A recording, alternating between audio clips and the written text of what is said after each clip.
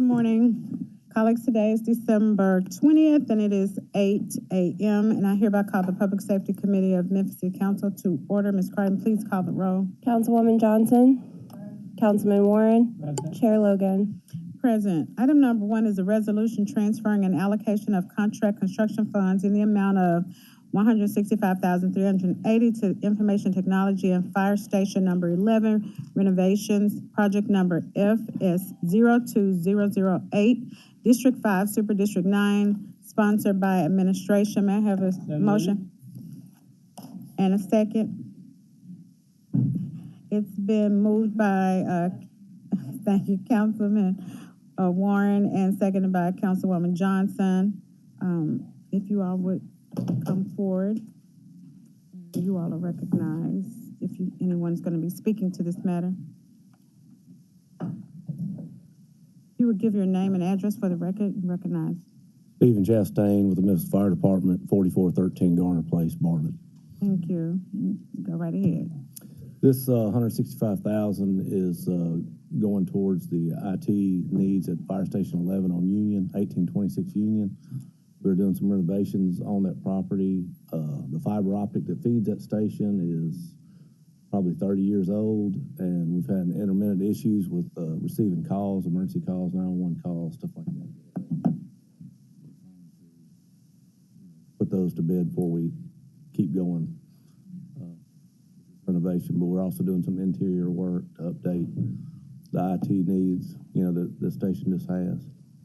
Make it more modern and more efficient, effective. Okay, thank you, sir. Any members want to be recognized? Dr. Warren? I'm just noticing it looks like it's a major overhaul on that station. That's a major redo, the whole thing. Yes, sir. We started at the roof, and nothing's protected if the roof is. Excuse me, would you move your mic closer? Thank you, sir. Yes, ma'am. We started with the roof and just came down and trying to protect the station, preserve the station, and keep it as original as we can. We are doing some things in there that will. I think the public will all be really proud of it. Is it actually functioning now? It's not functioning, right? We have them moved out until about the end of February. Thank you, Madam Chair. Thank you. Anyone else want to be recognized?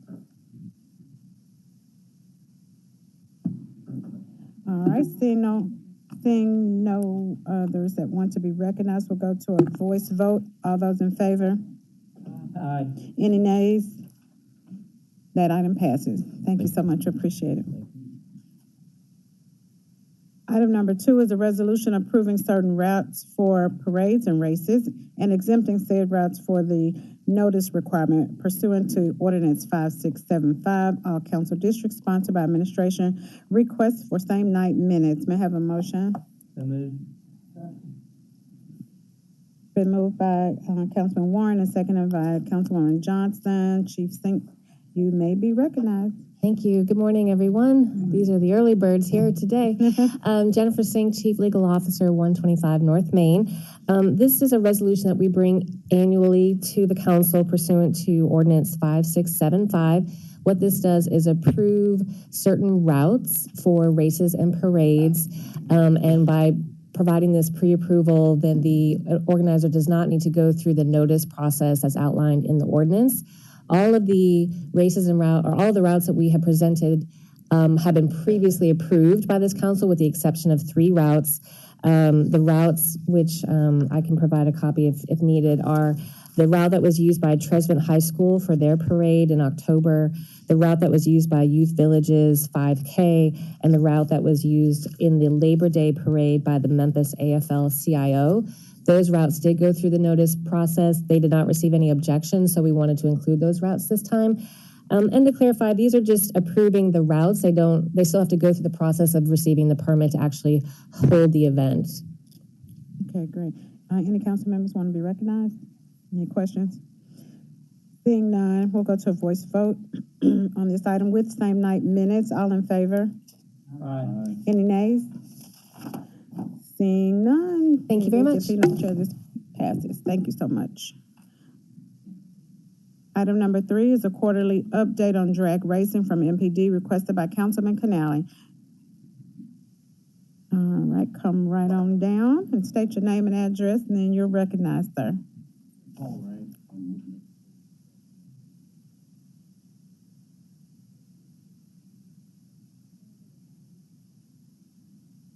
Push the Let's see. button. There Okay. you go. Now, can you hear me? Absolutely. All right. Thank you. All right. I have 3 slides today on the drag racing and reckless driving. It's a 2022. Hopefully, you all have a copy of the presentation.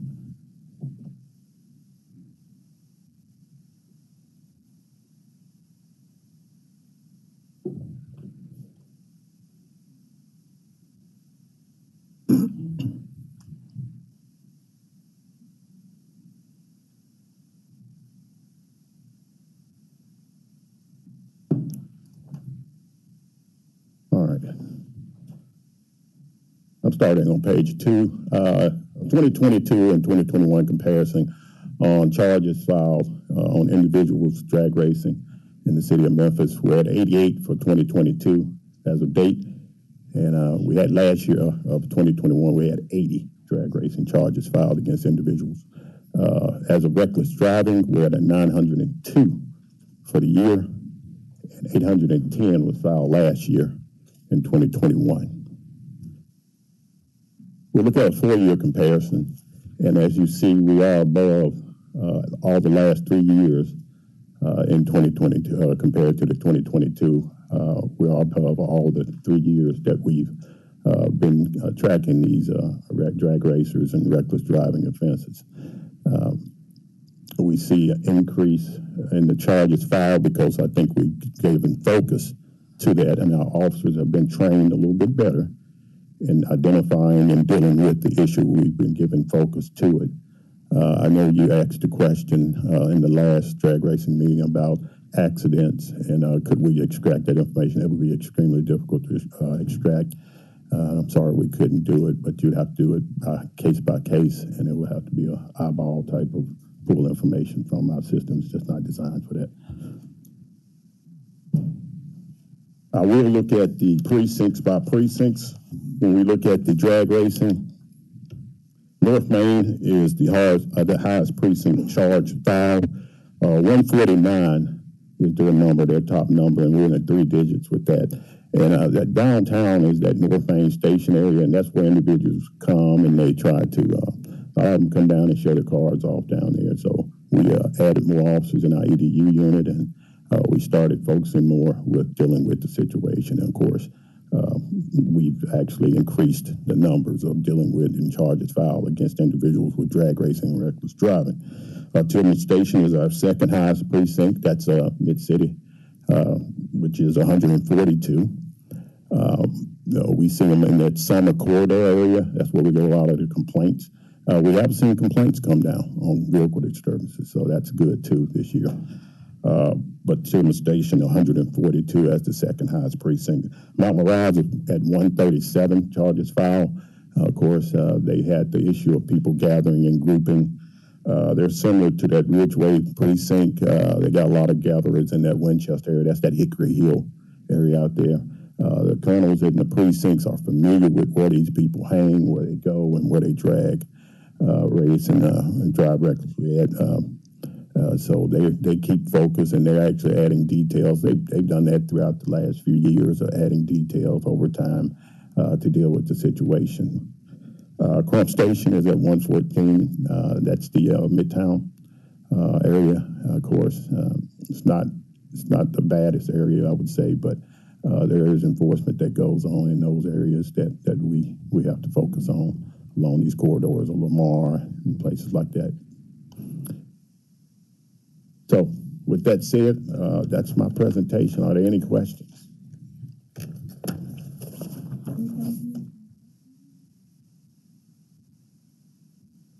Yeah, thank you.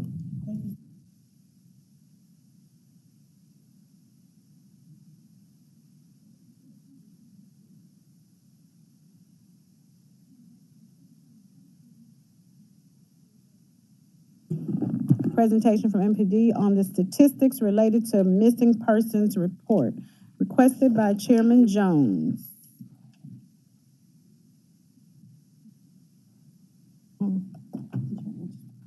Okay, thank you. Also want to recognize Chairman John has arrived and Councilman Ford. Good morning to you. Good morning. Please state your name and address for the record, and you are recognized. Sean Jones, Assistant Chief, 170 North Main Street. I have with me from the Missing Persons Unit, Sergeant Stevens. So he and I would kind of tag team the presentation. Just want to talk a little bit about, what we do from a national standpoint, a state standpoint, and some of the requirements, and what we do locally in order to address missing persons. In fact, I need to pull up that presentation first. Give me a second. Give me a second.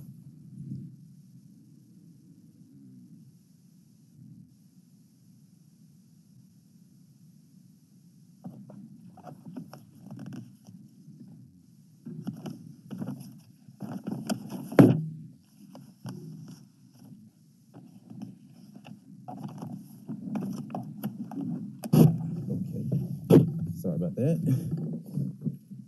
So, one of the greatest challenges that we have, and I think from a national standpoint, is from all police departments. Yes.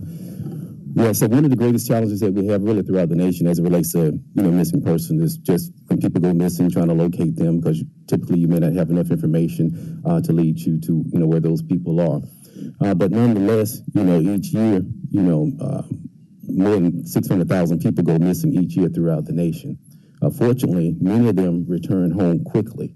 Most of them return home by themselves. Some of them return home through the police, locating them or being located in other jurisdictions. And we'll kind of talk about some of that as we move throughout the presentation. In some cases, we have cold cases where all the leads have exhausted and we don't have any information in which to, follow up on to be able to find that person. Nonetheless, there's still a system working with the feds that allow us to be able to still put those individuals in some of the federal systems so that if they are located, whether it's dead or alive, we have a way of reconnecting that, with the Memphis Police Department. I'm sorry, but each year about 4,400 people are found, unfortunately, deceased. One of the systems that we use is really sponsored by the federal government that helps us in this process, and there are a lot of services that are available through NAMUS, which is the National Missing Identified Person System, and we utilize them as well to be able to help us to find people who may be, whether they're out of the state or maybe deceased, or we may find a body and that body needs to be identified. We have that ability to work through them to be able to address that. When we look at our stats particularly, I think as it relates, we're consistent with the stats from a national standpoint in terms of the missing person return rate. Typically, it's between 89 and 94%. We had this year 938 people that were reported missing to the Memphis Police Department. 885 people actually returned. We still have 53 cases. These are active cases that we're still pursuing in one capacity or another. Typically, when they do go missing, same as with the runaways, when they go missing, if they're still missing, all individuals that go missing go in our National Crime Information Center computer, which is nationally. So if any police contacts an individual anywhere in the United States or some of the contiguous or territories of the United States, we have a way of they notify us whether or not that person is alive, well, and for relocation type situations. So for runaways, we had 1,616 reported to us in terms of those individuals who returned to their homes. 1,547, again keeping us within the national average in terms of the return rate for individuals. However, we still have 69 runaways that are still missing for whatever reason. But again, we make sure that information is in NCIC and NAMUS. So if those individuals are located, they can be reconnected. So it's not just us looking for them. Now they're being sought after from a national perspective as well. So it's not just the Memphis Police Department doing that looking. When someone is reporting an individual missing to us, it's very important in order to improve the success of that recovery that we have good information in which to start from an investigative standpoint. What we like to have is at least 3 photos of that individual, and that's very important. The 3 recent photos, because you can grow your hair, shave your hair, color your hair, gain weight, lose weight, all involved in accidents and different things can happen to you, but it gives us a perspective in the event we locate that individual, we can look at the photo and say, yes, that is that person, rather than let them go. We ask that they provide the nicknames and alias of those individuals. Any physical description could height, weight, build, eye color, things of that nature. Definitely clothing description, shoes they were wearing and what they were last seen wearing. A list of any personal possessions that they may have with them, book bags, jewelry, eyeglasses, contact lenses, things of that nature. Any scars, tattoos, anything that would help us to identify that person beyond just knowing the name and the photo of that individual. Any medication that they may take. A lot of times when people go missing, they are in hospitals. So if you know they're taking medication, one of the places that we will check is with the hospital to see if that person is there. Any list of relatives. Sometimes they may gravitate to certain relatives. So we check all the relatives, whether it's in the current state, it could be another state or another city, within the same state. Also places that the individuals may frequent based on the age, where they like to hang out, people they like to hang out with, description of any cars that they may drive, especially as it relates to elderly people, who may get in their car, who may be suffering from dementia. And I'll talk briefly about that as we move forward, but so you want to know those type things, even if they're riding a bicycle or whatever their mode of transportation would be, the more information you can provide to us about, what happened, then that gives us a better idea in terms of, locating that individual, and also a good indication of why did that person leave? What was the basis of it? So that gives us a place in which to, start from as it relates from an investigation standpoint. But also, as I stated, we work closely with the TBI, the Tennessee Bureau of Investigation. As a part of that, we have our Amber Alert system. Our Amber Alert gives us an opportunity when kids go missing in order to put that information out there, and it goes out. I think we got an Amber Alert Monday morning. Anyone who lived in this particular area, you would have gotten one Monday morning. Same thing with the silver alerts, and we'll talk more about it briefly. But typically that's an individual who's 60 or more, or a person who may be suffering from dementia, and person who may be endangered. So those alerts go out. We have the endangered child alert. We have the endangered young adult alert, which is the Holly Bobo Act, which came into effect in like 2021, in the state of Tennessee. That's anyone from the age of 18 to 21, years of age. We also have the endangered adult alert. And finally, when most of the leagues may have run out, we talked about nameless, in which everyone's name and description, it's almost like a case goes into this file. So regardless of where they're located, and we'll talk a little bit more about that as we move forward, their information goes into this system. So that, so it's not just, again, the Memphis Police Department searching for someone. We're trying to utilize all the resources available to us to make that find. So we talk about, the Amber Alert. So that's, like I said, it's one of the most frequent ones that we receive. But typically, as I said, you receive the cellular alerts. Anyone with a cellular phone, it's going to automatically give you that alert if you're in the affected area. It kind of generated as a result of a 9-year-old Amber Hageman who was kidnapped in Texas, and she was brutally murdered. As a result of that, all 50 states, to include the District of Columbia and Commonwealth and Puerto Rico, they're all connected to that. So what we're saying, so regardless of what may happen if a person is in any of those areas, and we suspect that they're in those areas, we, through our resources with the feds, make that contact, and they will send out an Amber Alert in those areas as well to be able to try to relocate that person back to their parents or guardians in this particular case. We do our Amber Alerts within 2 hours. That's what we're required to do as it relates to the TBI. So we try to get that information to them within that time frame. That person is typically a person is 17 years or younger. That person is typically in imminent danger. And they're very important. We must have a description of the child or the abductor or the vehicle in order to put that Amber Alert out. As it relates to silver alerts, again, that person is 60 years of age. Again, that person is someone who we believe that they're in danger as it relates to their health or physical condition or disability of some sort. We work closely again with the TBI as it relates to this particular alert. We provide that information within 4 hours to them, and they connect with the media within a 12-hour period of time in terms of broadcasting that information on individuals who may apply to the criteria meets for silver alerts. as it relates to, what we do as a police department from an investigative standpoint, and I have, Sergeant Stevens here, and we can answer whatever questions you may have. But one of the first things we do is that interview, the first interview that we do with the friends and the known associates become very critical to what we do.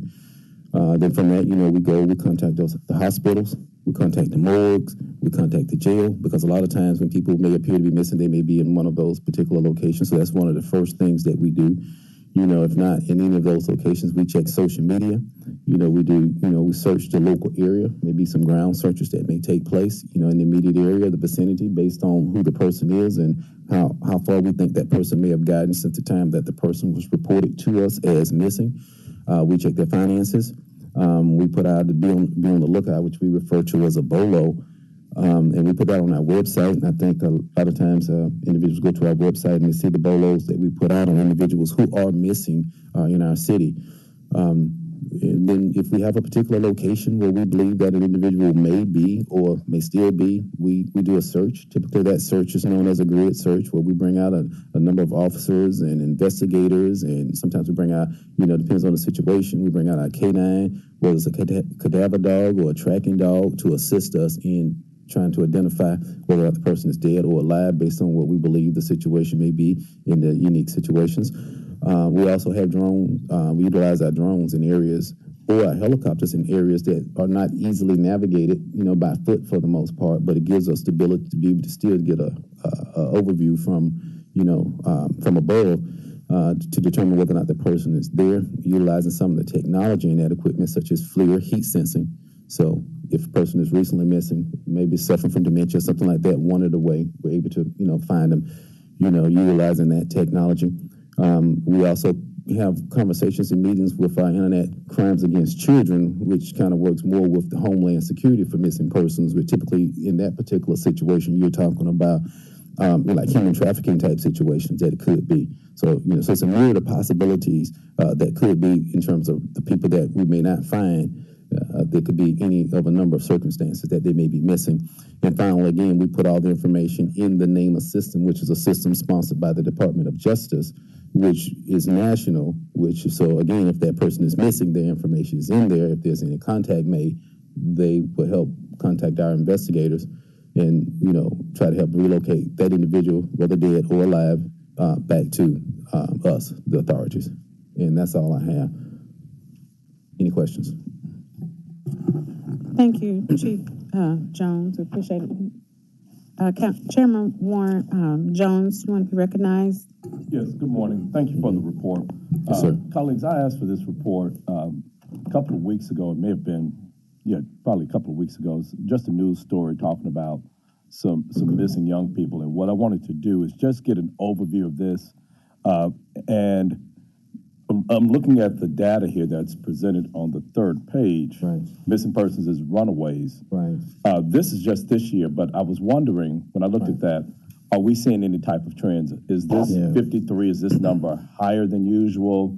Is it lower than usual? Sort of, is it, So just, yes, sir. sort of stable, the same? Yeah, just look at the data, and I do have all the data, don't have it here, but it's really consistent throughout the years. I mean, the numbers may fluctuate, plus or minus 5%, but the data is pretty much consistent throughout the years. I have like 5 years worth of data that we looked at as it relates to that.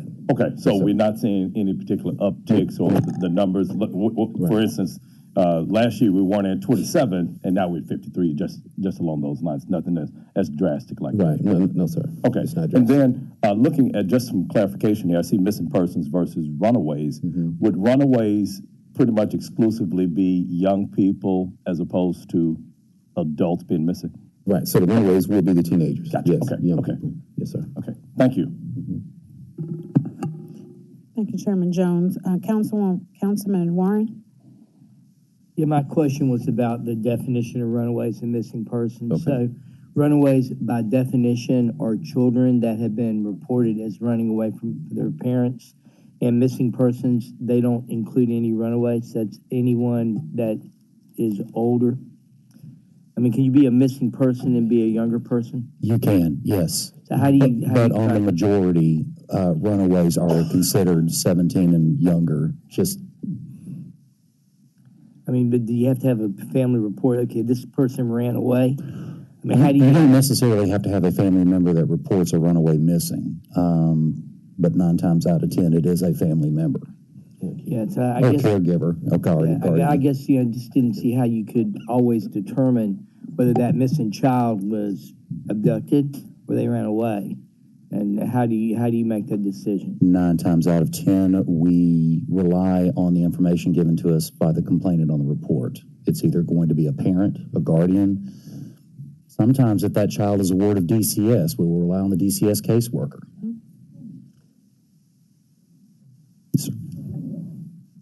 Please let the records reflect that Councilwoman Swearingen Washington has joined us. And are there any other council members? Chairman John? Just one follow-up and clarification. Yes, sir. If we're looking at someone who's an endangered adult with intellectual disabilities, they still would be considered under the missing persons as opposed to runaways? Right, they're a missing person. Right, Gotcha. right. Thanks.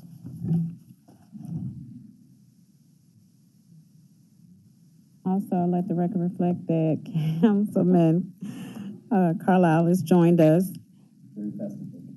Any other comments or questions regarding this matter? Yes, ma'am. Okay, Councilman Carlisle, you recognize. Thank you, Madam Chair. This is, I know we're talking about missing persons, but since I have the police department here, and Chief Davis, I owe you an apology. I'm sorry I didn't send you that email from my phone, but I brought this up a month ago, and the holidays come every year. And I just bumped into Chief Ryan, and I guess I have 2 comments. You all saw the news the other weekend about break-ins downtown. 30 cars, one night, one block, 100 over the weekend. I recognize that we have crime all over this 350 square mile city, and car break-ins in particular happen very quickly, and it is very difficult to... We can't have a police officer on every street, on every corner, and I recognize that. And you're going to hear this theme throughout the day for me, because I'm going to bring it up when the Sheridan's here. I'm going to bring it up at lunch today, and I'm just going to continue to beat the hell out of it. We put $70 million into the riverfront for a new park. We put $220 million into the convention center. The mayor is asking us to put another $634 million into 2 facilities downtown and 2 facilities in Midtown, but the bulk of it's going into the FedEx Forum. So, and we've had yet to get any sort of private investment for a full-service convention-style hotel to come, and other private investment, right? Like we have 3 empty office towers downtown. How do we justify to the public and to underwriters, and this is the most in my email to the mayor, this is going to be out of the hands of politicians here in the very near future. If we cannot, and I'm not blaming the MPD, this is a everybody issue. This is top down, mayor down, citizens down, private property owners down, DMC down. But if we cannot bring the crime statistics down in the downtown area, we will not get private investors. I talk to lenders across the country. I talk to insurance underwriters across the country, and I talk to institutional investors across the country. It is out of the hands of people like me whose job it is to sell Memphis, to convince them to lend dollars here. But eventually it goes to a young man or a young woman sitting in an office called a credit officer, and they run a whole series of analytics about risk profile.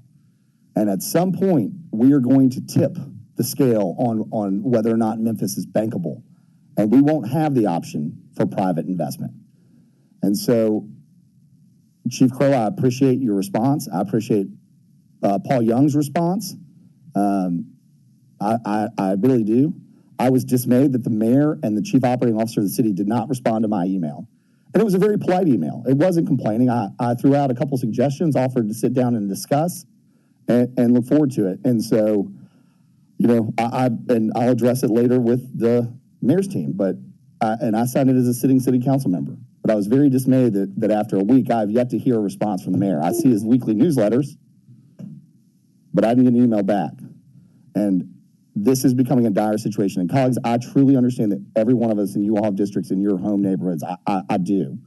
And I'm not saying downtown is better than or should be treated any other than where people live. But It is a huge generator of sales tax. It is an identity of people's perception of the city.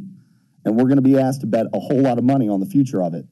And we damn well have to make people feel safe when they come down here. And we have to actually have the data to support it, or we will not get banks to lend money down here. And I'll give you one other example. Our family business, struggled to secure insurance at the old 7 Vance building, where there's an apartment going up, because, builder's risk, because of the crime profile that the insurance underwriters run. Like we really struggled to do that. So I'm appreciative of all you. I really enjoyed what citizens did yesterday with Back the Blue. I was grateful for that, and I know you guys have a tough lift, but we have got to come together. This body has supported you and the administration in our capacity, which is every single dollar that has been asked of us to give to this department, we've given, and we'll continue to do that. But I challenge you as best you can over these next couple months and holidays. We've got to batten down the hatches downtown. It is the peak of the Grizzlies basketball season. The Tigers are playing. The Orpheum is running. People are coming in all around the region for that stuff, and they must feel safe. I mean, like I said, we're going to have the Sheridan later today, and they're going to have an issue. So I know there was probably supposed to be a question in there, but the only reason I took as much time is I was disheartened that it took, and I still haven't received a response from the mayor and his team. And so, colleagues, thank you for letting me bring that up. But like we have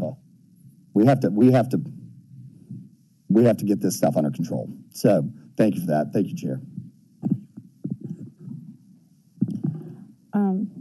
Thank you for that. I do want to also add, and I totally agree, I do want to also add that we don't want residents in the communities and outlying areas to move. And that's what I'm hearing. And so, we are virtually in a state of emergency as a city, and we may have to consider that. So, and that's something that I'll be looking at moving forward, because I too agree that it is, critical. And I want to give Chief Davis an opportunity to respond or to share anything that you'd like to at this time. For the record, her team did respond. I want to be clear about that. Absolutely. Okay.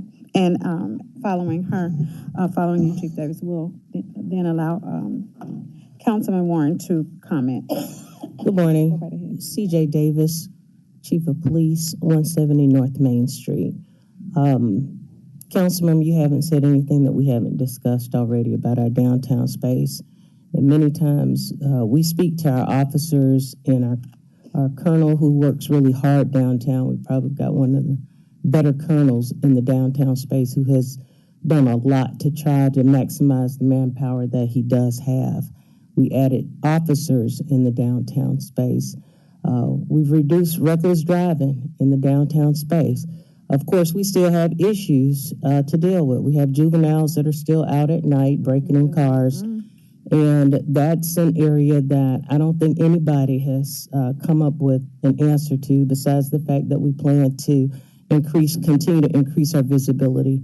We just graduated a class of 76, and we should see more of our officers out on the street, but we have challenges throughout the city as well. I have said and will continue to say, when you lose your downtown space, you've lost your city. Some people don't understand that. It doesn't mean that we don't care about the rest of our residents, but as far as the growth of the city and ensuring that people who visit here feel safe and will come back and invest in our city, is really important for us to take care of our downtown space. It is the face of the rest of the city.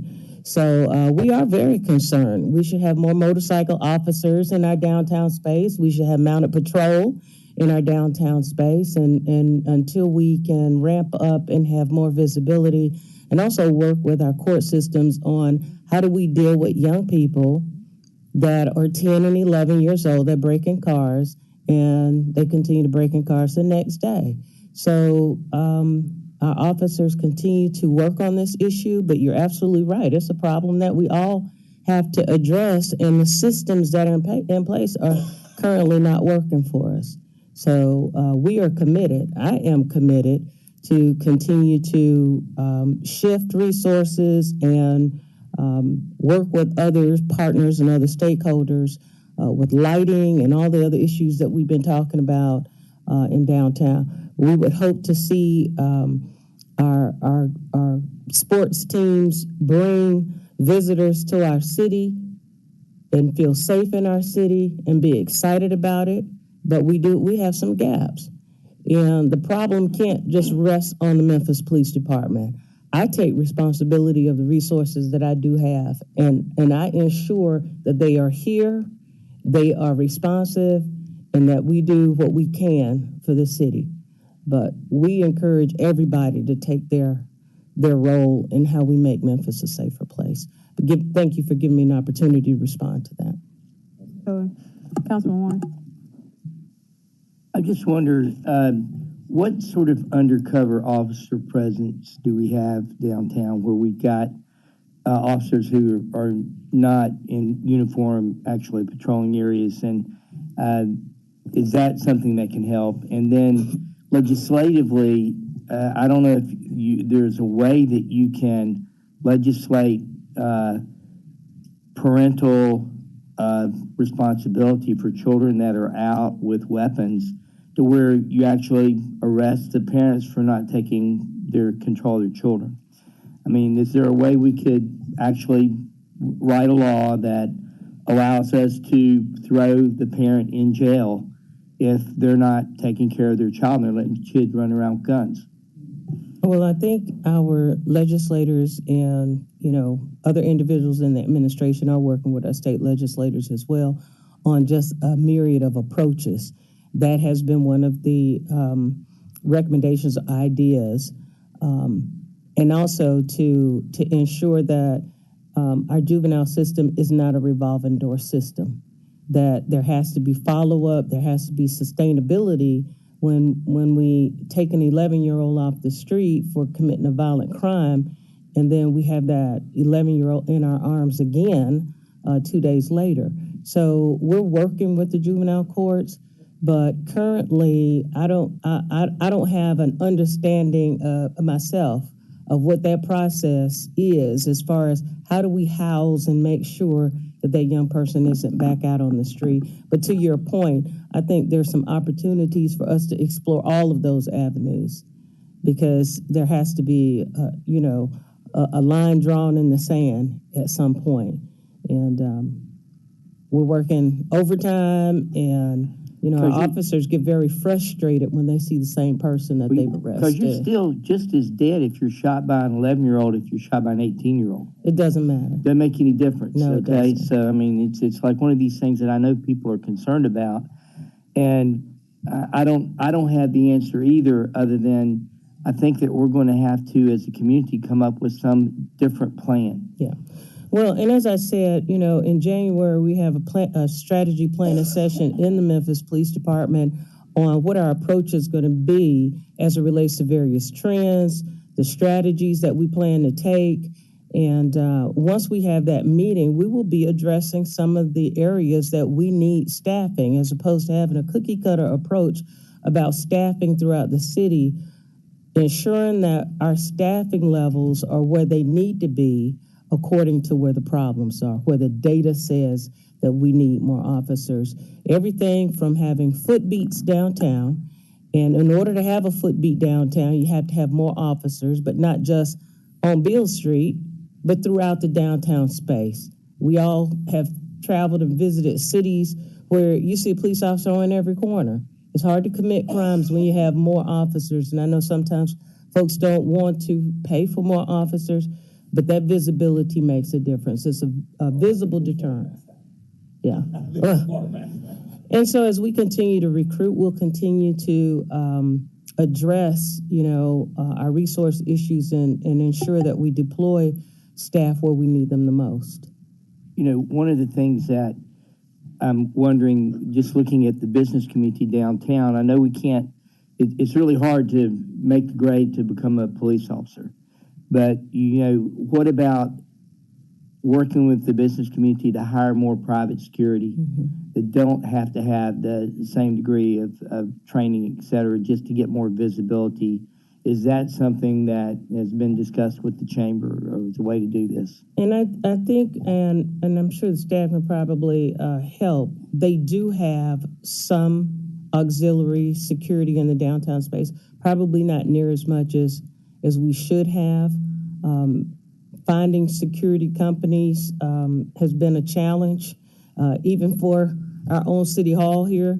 So, but yeah, that's another area, not necessarily security guards, but just ambassadors. More people that are walking around, eyes, in the downtown space, just to, if not give directions, but also to be an eye on what, our problem areas are.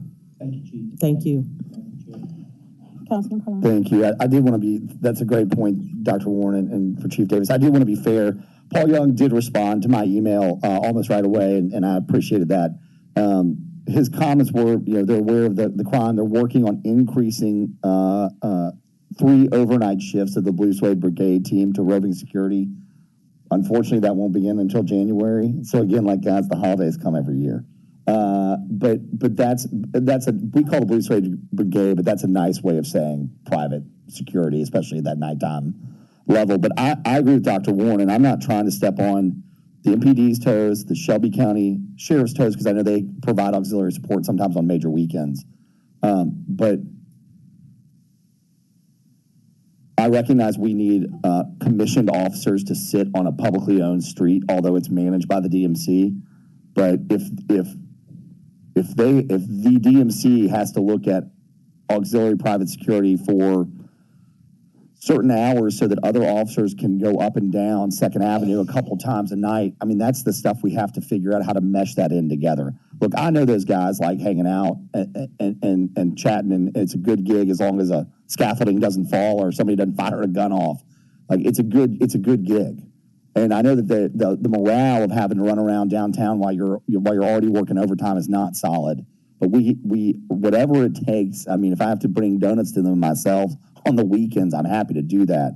It's just we've got to get it under control. But the other thing that I want to say about the DMC is they do manage the street, and one of the issues we've talked about here is juveniles being out, and we've talked about a lot of solutions. But on Beale Street, that is a hard and fast rule, and bars and clubs need to be held accountable to their lease provisions and to who is and isn't on that street when that time comes. After 10:30, 11 o'clock, it's pretty packed on there, and a lot of those players aren't supposed to be there just because of the curfew. And the DMC does have purview over that. And the last thing I'll say about enforcing these leases is the clubs are not supposed to be selling beer through a window at 2 o'clock in the morning. Like, there are things that need to occur along Beale Street to clean that situation up. And I'm not trying to take away the fun, but there's a way to have a good time to produce revenue, but also keep people safe. And I know I'm probably going to get a tongue lashing from the Merchants Association, but we have to start looking at bringing everybody along and seeing the bigger picture, which isn't one more incremental beer sale. It's you'll get more business with more people wanting to be down here on a more consistent basis. So, we've got to work with the DMC to clean up how Beale Street is functioning as a fabric of downtown as well. And I think that conversation has to happen too. And look, the Grizzlies have been public about it when we met with them. For those of us that went to, I guess we went to the practice, talking about how Beale Street's a little bit of an issue for them and having an alleyway in between them there. So the DMC's got to play an important role with the police department in that as well. But probably beating this up too much. But anyway, I just wanted to give Paul Young credit for responding and what his plan was. Thank you. Thank you. Any other council members want to recognize? Any further business before this committee? If not, thank you. We hereby adjourn.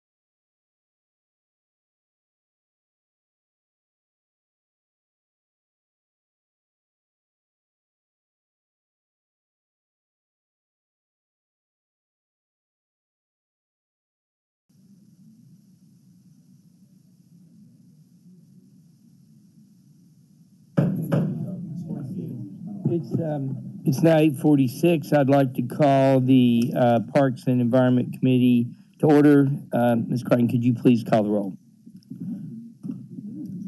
Councilman Carlisle. Councilman Ford. Councilman Ford.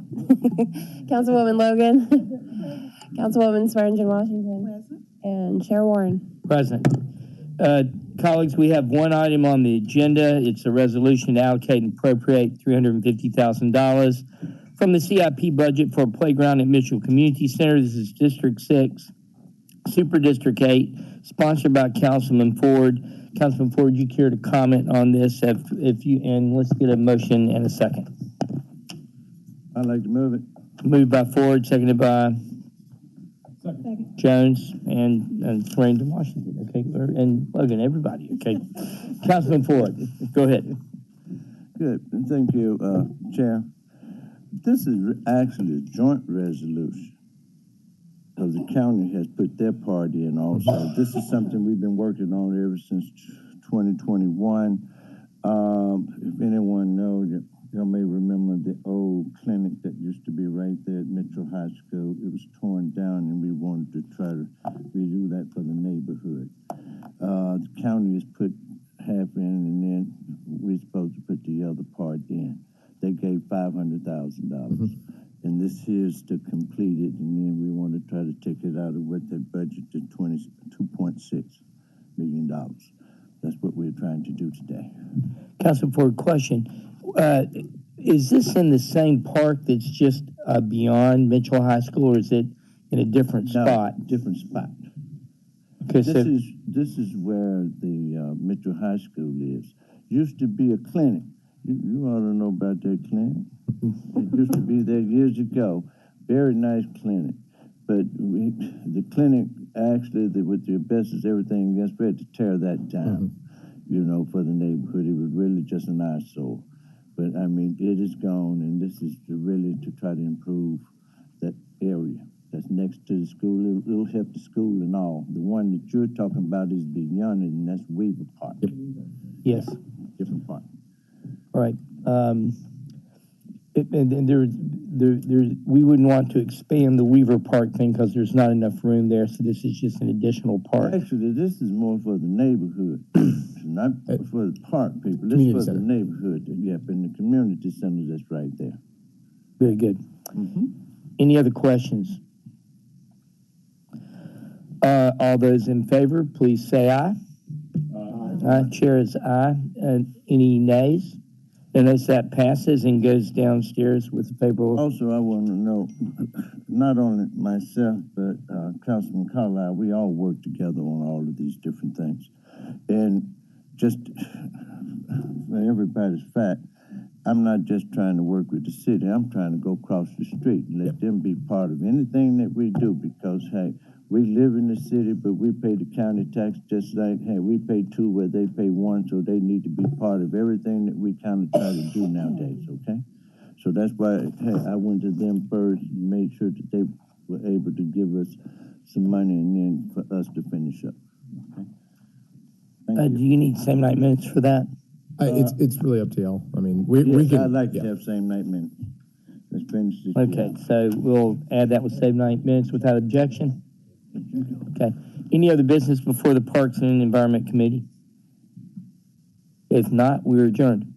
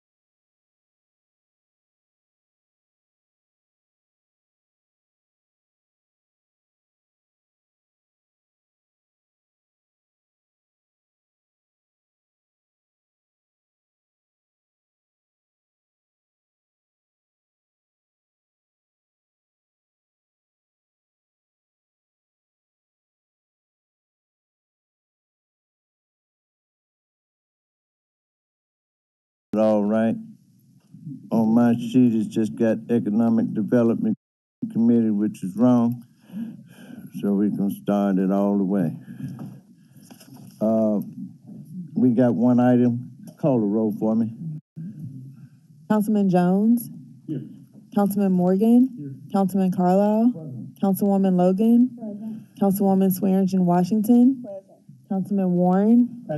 Councilwoman Johnson? Chair Ford. Present.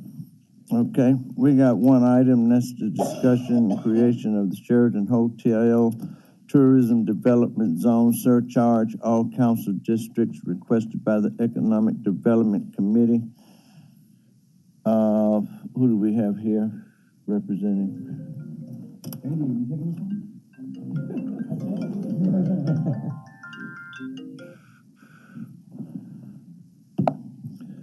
Okay. I'd like to have the pleasure of our mayor is here with us today. Mayor, did you want to talk first? If I may, just briefly. Yes, sir. Just briefly, Mr. Chair. I wrote you an email yesterday, and I'm asking you to approve the tourism surcharge ordinance today. As you know, the Sheraton is in average condition right now. We need it to be in upscale condition. The owners are ready to invest their money. The proposal is that they would pay roughly 78% of the total cost of these renovations. But they need help to do it right. The hotel patrons will be charged 5% to make up that 22%. The city's budget will not be involved. 100% of the renovations will be paid by the owner or the hotel guest. They're ready to move, and I think we ought to partner with them on this move and get it done. So I ask you to vote in favor. Thank you, Mayor. Young. Yes, so just to point out what the mayor said, the item before you today is an ordinance that will enact the 5% surcharge on the Sheraton property. We asked for your approval. I know there was some robust conversation last time. I think members have had discussions with the Sheraton team, and we hope that you are ready to vote for this item. Appreciate it. Anyone else have comments, gentlemen, before we call for the council? Okay. Councilman Carlisle. Thank you, Mr. Chairman. Thank you, Mr. Mayor. Thank you, President Young. And the Sheraton team, I do want to take a moment. I do appreciate the Sheraton team over the last several weeks. You guys have been incredibly responsive, made yourselves available to your council at Martin Tate. Really do appreciate that. It's a lot to go through, and I think people are really excited. And that's the kicker, right? I think for us as a body since I've been here, I don't think this body has had a misfire once on any economic development incentive that's been asked to approve. And then it always comes down to the question of like, when and how does that approval and the process take place? And the public gets very excited. And obviously I can acknowledge one Beal in that bucket of people's excitement and disappointment. So to the development group, we talked about this a little bit, which is the $86 million renovation. Obviously, since this process began, costs have moved around and they'll continue to do so, and that's fine. I think what I asked your council yesterday to address is that I know from personal experience that the taxable series bond market, non-rated, is tumultuous right now. And, you know, our experience was that on $105 million of revenue, we could barely get $40 million. So I'm curious how you guys are going to make up the equity and debt difference that you choose to do if you got to pay $86 million and the bonds come back at $25 million.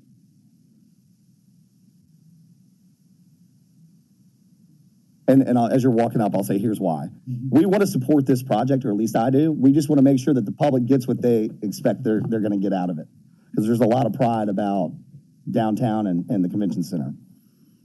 Good morning, and thank you for having us. Rob Tannenbaum with Starwood Capital.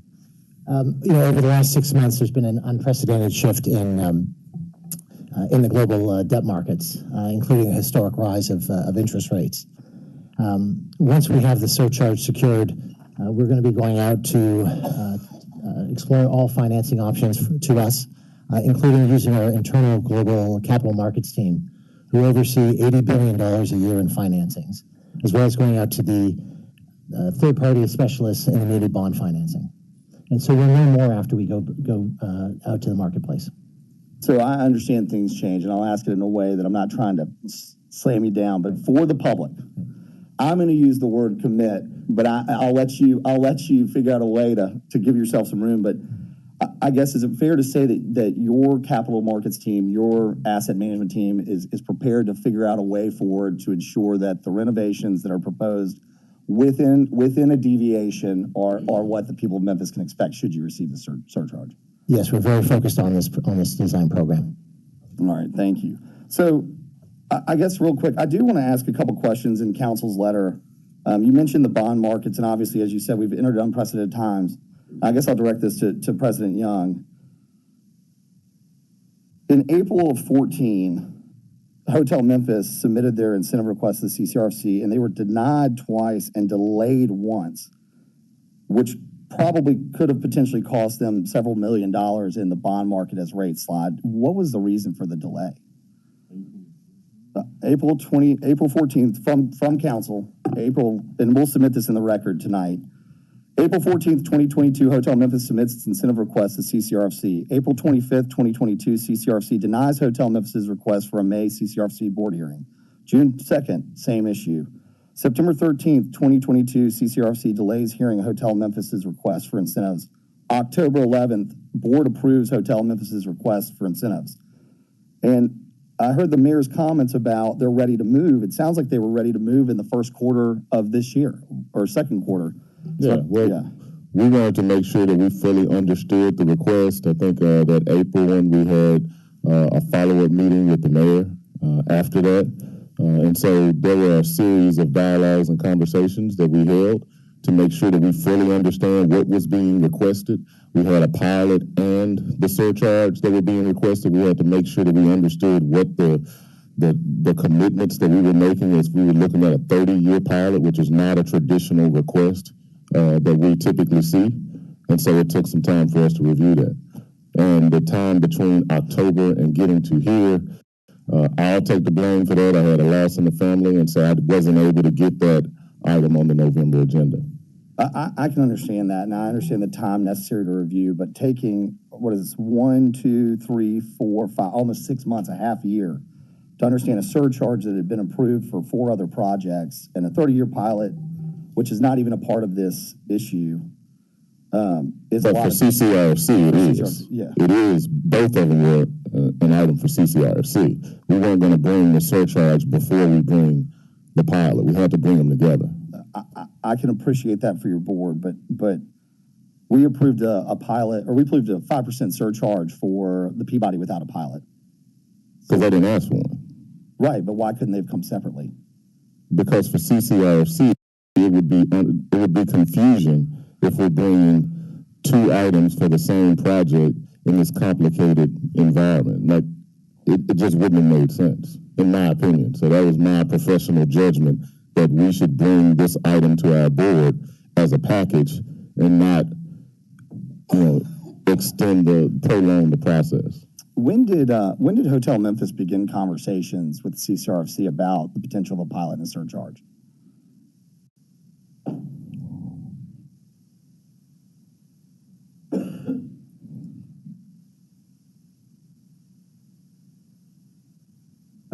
Good morning, Jonathan Lindsay, attorneys for Starwood Capital. The 5% surcharge and the pilot were part of the agreement in early 2020 with the city regarding that arose out of the dispute over the Lowe's project.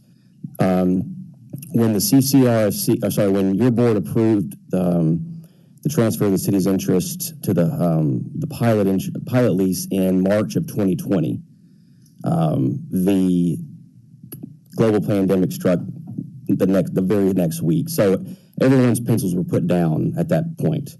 and we weren't able to do anything on our end until late 21, when we had a meeting in December of 21 with the city and the CCRFC representatives. And from that point on, we've been working to get this before you today and the other elements remaining. So roughly 9 months from when you engaged in conversations to getting to the council.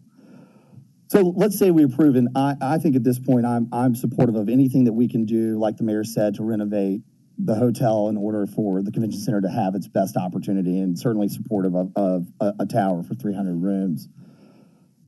So if we approve you today and let's just say hypothetically we ratify the minutes, walk me through a broad timeline of the next steps.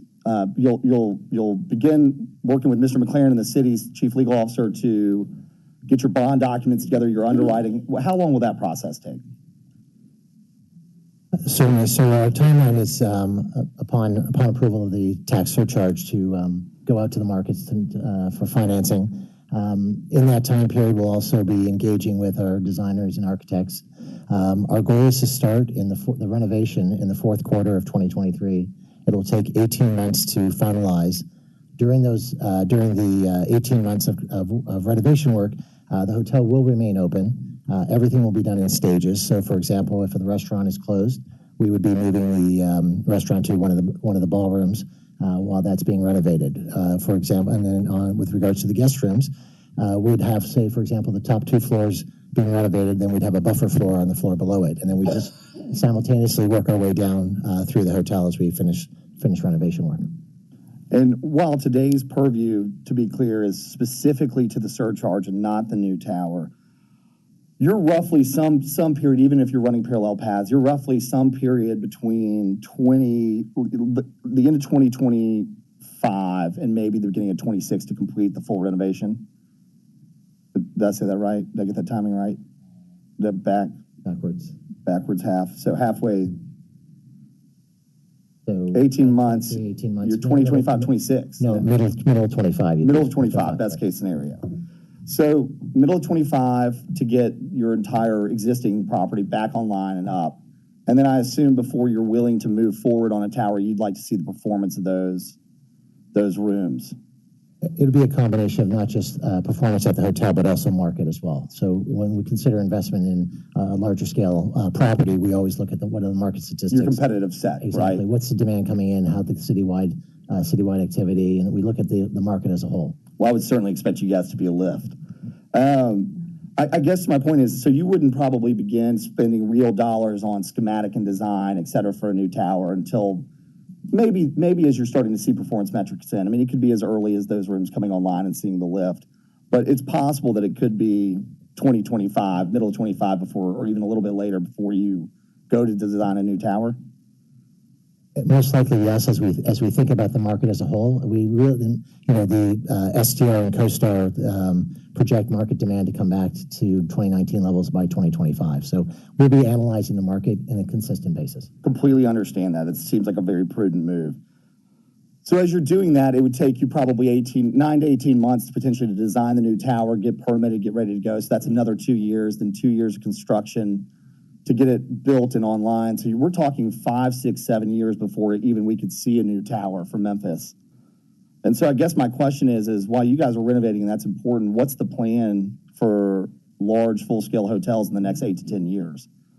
Because I don't know of another large one that's in the pipeline, and that's not your problem. You guys have to follow your path. I think it just goes to the point that while it's exciting and we're supportive of this, I think we have to be realistic about the timing that for the next 6 to 8 years, there won't be a new tower off the ground.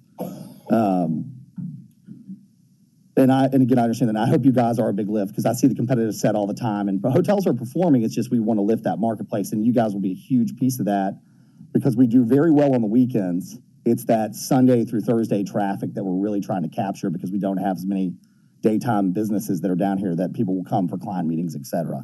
So the tourism business is key to that.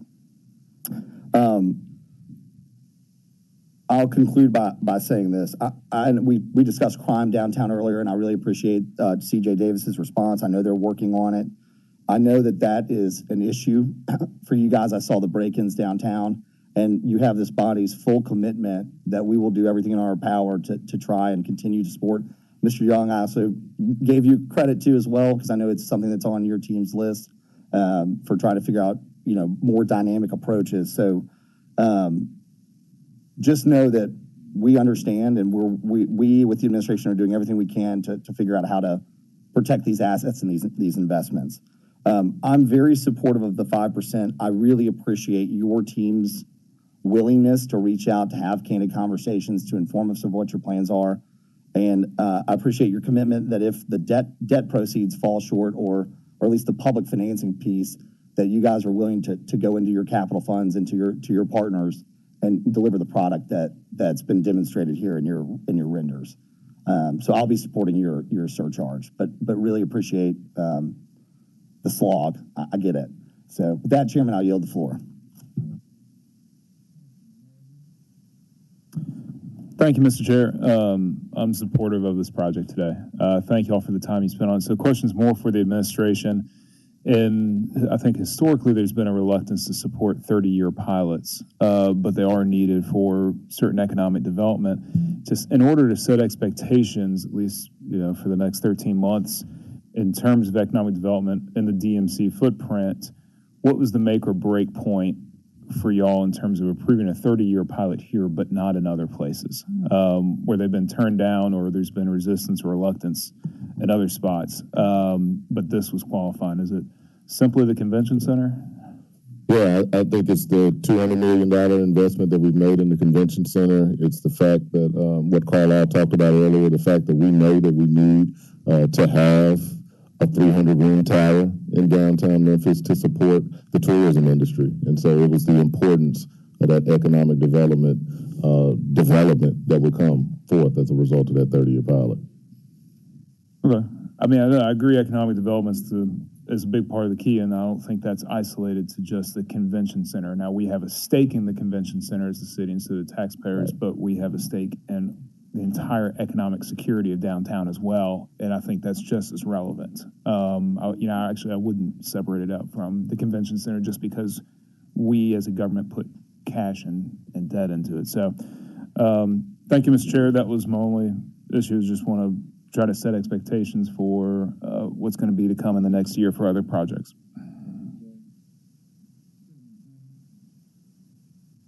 Thank you. Good morning, Mr. Young. Good morning, Mayor. The question that I have is probably go back to some of the comments, Mr. Young, you made about bringing this as a package, but the package is the pilot and the surcharge, but what's before us now is just the surcharge. Is that correct? That's correct. For CCRC, they have the responsibility to vote on both. For the surcharge, it has a secondary approval by City Council, and for the 30-year pilot, it has to go to the state of Tennessee for final approval. Okay, and so that 30-year pilot doesn't have any approval requirement before us as well. Okay, but part of that 30-year pilot, though, what has been submitted, or at what stage is that? So right now, it's been approved by CCRFC. We wanted to get this approval, and then we're going to send the letter to the state following this meeting for approval for that. Okay, and what was approved by the CCRFC, that's already been approved, correct? Yes. Okay, and so that included what came out of the discussion a couple of weeks ago talking about the assessed value at 1990 prices. Okay. Right. Okay, so that's already a done deal. Yes. Okay, thank you. Well, so, this time next year will be my last meeting, but colleagues, I just want to say going forward, past councils, past commissions have delegated a lot of authority. So to have something like that rest outside of the elected bodies is very concerning. And so at some point, colleagues, those that remain, have to have some type of input and some type of checks and balances, because you have non-elected people who are not directly accountable to the taxpayers, making significant decisions that's going to affect us. Thank you, Mr. Chairman. Let me ask you one question. we want to make a motion, that you want to put that in the motion if we pass this? Well, no, that's beyond this. Yes, Okay. yeah. Yeah, but yeah, like Carlisle just said, that warrants further discussion, but it's outside the purview of this. Okay, but y'all promised to come back. Well, no. Only thing I'm saying, I want them to. A lot of people may be leaving here. This is going to go on for some years, but I don't want y'all, if we approve anything, that y'all forget what's going on. I want y'all to make sure that y'all let the council be abreast of everything that's going on. Reasons why the Sheraton, let me just say, I had some people come in town back and forth, okay? And Sheraton, they were happy with the Sheraton. Some other hotel downtown they were not happy with. They ended up moving from our downtown hotel to the Sheraton. So, hey, I want y'all to do a very good job, okay? That's why I want to make sure, hey, we all be on the same accord, because next year is an election year. Things will be going on. We don't want to go backwards. We want to continue to go forward. There's a lot of things that's going on, not only this project that I'm talking about, and the few that's going to be left, we're going to have some new ones come. We don't want to go backwards. We got too much in the making to go backwards. We got to continue to go forward. Those are my issues, okay? Like Councilman Carlisle, you said, it's a lot of money out there that we're spending here, there. A lot of things that we need. You mentioned with the police department, safety, everything. That happens to be my district. When the boys, that's my district. Okay, which is downtown, and I can understand. There you go. But hey, but I'm looking at the big picture, not one picture. Okay, and when you all do all these things, hey, we got to make sure safety is down there also with you all and everything else. We got another issue coming up in which, hey, it's downtown. Okay, another hotel. It's coming up. We got to look at all of those different things. And then we still got to look at safety in our people downtown, okay? Because you won't make it if we don't be able to take care of safety and everything else. And we're trying to look at convention hotels. Actually, this city has never been a convention city. It needs to become one ASAP. We are really behind. We should be looking a little bit like Atlanta. Should have really been bigger than Atlanta. But we always go backwards.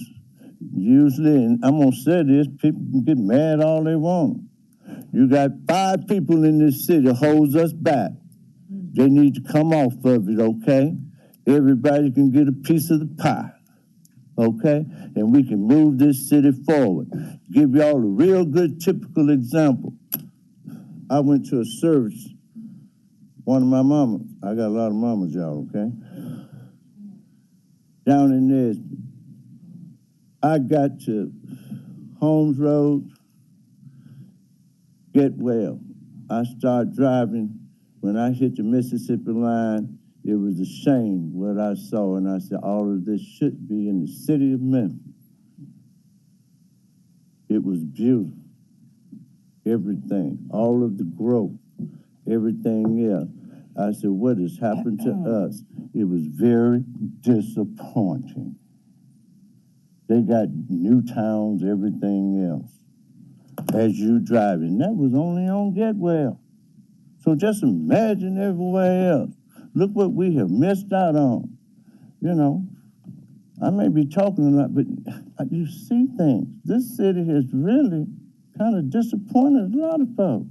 Things that's not happening that should have happened years ago. So, hey, y'all, that's what I'm saying. Please come back. Let us know if we can help some more. And then anybody else that you see, Mr. Young, that we can help, let them come on back here. Let's get this city on the move, you know, and all. I'm a funeral director. We had our convention here one time, and we refused to come back, too. There was nothing here for us. because it's not a convention city, but everybody's trying to put things in place. Maybe we might come back. And we over 10,000 strong too. And they like to spend money. But they like to be able to have all the accommodations. And that's what everybody I kind of look at, accommodations, okay? Yep, so I'm through. And I'd like to, hey, see if we can get a motion. Well, go ahead. Mr. Chairman, this is a discussion item since it's already on the agenda. But what I would say to the chairman's point, first off, you guys have been delayed long enough. We're ready to get you moved.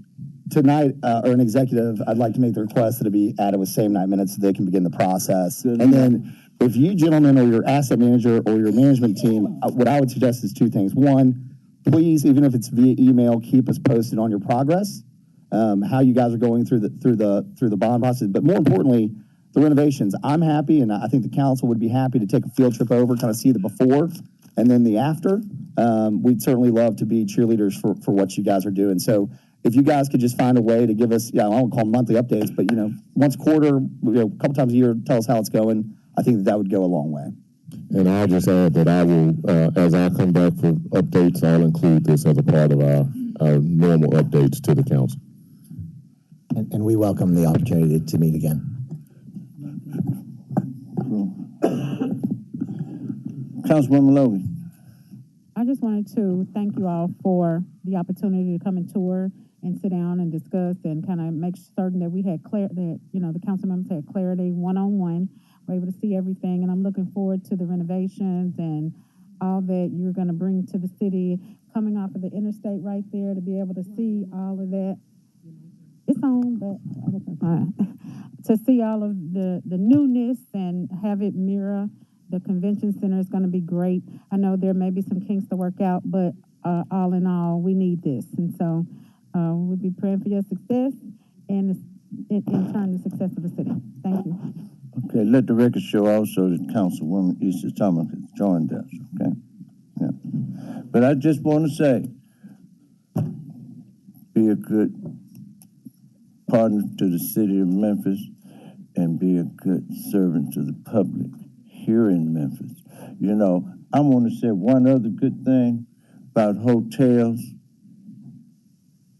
I got to go to Graceland, okay? They stay mad at me. I really don't care. But I'm going to say this anyway. When they built that hotel, they did not want anybody in the city of Memphis to really kind of do anything for them. They wanted to act like, and they thought that the people outside the city was going to be able to maintain that hotel. That was not true. They did not like black people. I'm being honest, okay? They did not really want us there, period, okay? They really didn't know the history of Elvis Presley when it came to black people. A lot of people don't know that history still today, that they don't want you to know when it came down to black people. But when that hotel was finished, they needed black folks in order to make sure that they survived. We are the ones that really catered more to it. We were the first one. I'm an alpha. We were one of the first. My class reunion was there, one of the first. When they saw what we like to do, they had no problem anymore. More black people have things there than any other entity. But when it came down to what they thought, they would have closed the hotel a long time ago. Okay? All of it makes a difference. I'm saying this because, hey, I want y'all to come in. It's not black, white, blue, green. It's about all of us. That's what makes it, okay? I went out of town. I just got back last night. I stayed in a hotel. Ooh, Lord, I will never stay there again. So a lot of them I don't want to stay in, okay? But all of these things make a difference, okay? But I just got to put that out there. And like I said, and then that's right down the street from Graceland. They can get mad. I don't care. I'm through. Anybody else? Okay, if there's no other business, this committee is adjourned. Thank you.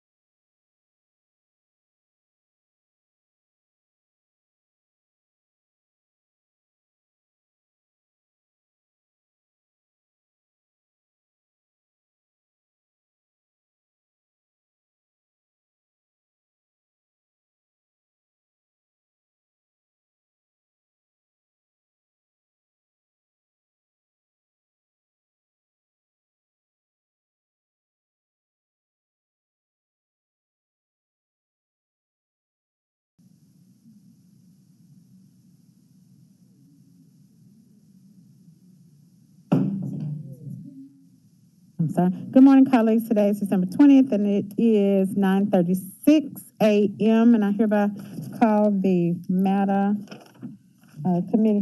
Transportation Committee to order. Mr. Wilson, please call the roll. Chairman Jones? Here. Councilwoman Morgan? Here. Councilwoman Easter Thomas? Present. Councilman Ford? Present. Councilman Warren? Present. And Councilwoman Johnson? And Chair Logan. Present. Colleagues, we only have one item on the agenda today, and it is a discussion. It is the monthly update from MATA, all council districts, requested by Councilman Carlisle. And at this time, if you would, I'm going to ask you just to give your name, MATA staff, give your name and address, and you are recognized. Good morning, Council. Gary Rosenfeld, Chief Executive Officer, Memphis Area Transit Authority. I'm at 1370 Levy Road in Memphis. It's my pleasure to be with you today. I would to share some of the information that and see some of the progress that we're making in some of the areas that we have concerns. I would also like to take this opportunity to announce that my partner in crime sitting here next to me, Bakara Malden, has recently been promoted to Deputy Chief Executive Officer from Chief of Staff position. And this recognizes her contributions to our organization over the last 18 months that she's been here with us. She's gotten deeply involved in many aspects of our community and also in all aspects of the organization. So I'm very happy to have her as part of the team. We have a great team of leaders at MATA. We have experience from many, many different transit authorities across the country, including some of the most recognizable, including Washington Metro, Seattle Metro, Toronto Transit Commission, some other very large transit agencies. So we're very happy to have the staff. Bakara brings a wealth of understanding and experience to our team. It's been a pleasure to have her, and I'm happy that I was able to reward her performance with a nice promotion. With that, I'm going to turn it over to her to make the monthly presentation, and I remain available for any questions that pop up. Thank you, Mr. Rosenfeld. Bakara Malden, Deputy Chief Executive Officer, Memphis Area Transit Authority, 1370 Levy Road, Memphis, Tennessee. So good morning, everyone. Pleasure to be before you all again. It feels like it's been a little while since we've been here, but we're happy to present this information. We recognize that our time is limited, so I'm going to kind of give an overview as I go through the slides. But of course, we remain available to answer any questions that we have. And then at the end, we're going to focus a little bit more on the weather situation that we have, that we're faced with at the end of the week. We know that you all are very concerned about that as well. And we want to reassure you that MATA is not asleep at the wheel. Maybe the pun is intended, but we are on top of it and already have been working for the last week to make sure that we're taking care of our constituents. So with that being said, I'll move forward. This slide shows our total ridership for FY23, which is the year that we are in right now, which is 225,976 boardings thus far. While we are not quite where we were pre-pandemic, we are performing strongly and on our way to getting back to those pre-pandemic levels.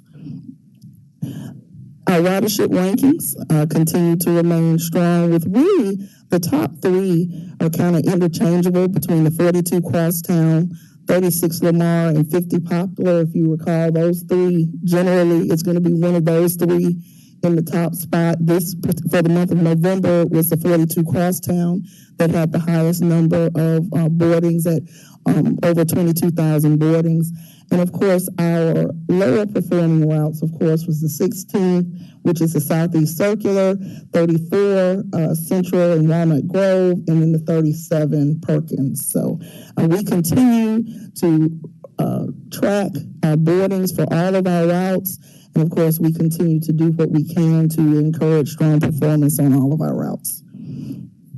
Our ridership by mode, Of course, this slide we've combined, if you recall, we used to break it down with a slide per mode, but we put it all into one chart so that you can kind of compare the ridership from one mode of transit to the other. You see, we start with our on-demand ridership with Ready Zone 3, that's that Cordova zone, and of course, it's actually beginning to pick up ridership. Boardings are really increasing, and so I want to thank you all for anything you all may have done to put the word out.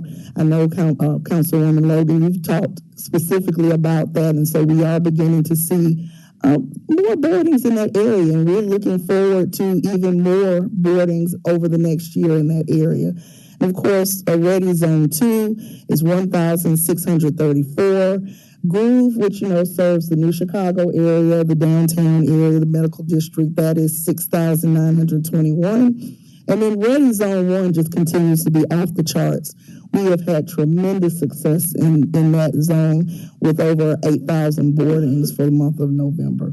Mata Plus is at 10,207, followed by steel wheel trolleys, the Main Street trolley at 20,941. And of course, our motor bus, of course, is the fixed route bus service. And that's 176,564 boardings for the month of November. And of course, I included a slide just to kind of refresh your memory as far as where the various zones are for your information. And then, of course, we monitor our on-time performance. Now, of course, we want to try to do all that we can to drive that number up, but we're making progress, and we're very proud of the progress that we've made so far, and we're continuing to refine our processes so that we can get those numbers even higher. For our assessment center, Mata Plus certifications, you see the call answered, the in-office assessments. We've gotten several questions over the last month about the process in terms of how we do the assessments. And so we provided this information just to show you the number of assessments that we're processing for. Because if you recall, Mata Plus, the big difference between Mata Plus and On Demand, with Mata Plus, that's the ADA paratransit service. You have to be certified ahead of time. You have to call and make those appointments ahead of time. And so we try to process those applications and those certifications. Our Chief Compliance Officer, Anthony Amos, is very diligent in leading that effort. And so this is the information that we put out every month for that. And of course, he also, in addition to the ADA activities, he also monitors our DBE participation and continues to keep a very active schedule of events. And here's the information in terms of how we are making progress in terms of the use of DBEs in our various projects throughout our organization. Needless to say, we are recruiting just as hard as we can in all of our areas. Unfortunately, we haven't been able to recruit quite enough, but we're working very diligently. This is not new. This is not unique to Mata. This is labor across the board, all across the country. But we are making strides. We're trying to do things differently. We're thinking outside of the box. In fact, we're disassembling the box and putting it back together, actually, and pulling out all the stops to try to get people in. And so we are seeing progress. And so this is the progress that we've been able to make in November of 22. We continue to have very, very strong performance in terms of our Go 901 mobile. You see our bookings are up at 6.5%. The orders for passes and the like it's up 137.9%. Tickets and sales are all up very, very. We really are really proud of just the usage that we're seeing on our Go 901 mobile app. We are continuing our partnership with Mata and Whole Child Strategies. If you recall, this is the on-demand or micro-transit service that really gets people in that Klondike area connected to vital groceries and things that they need to just sustain their living. And so we're very, very excited about that partnership and happy to see the progress we've been able to make in that area.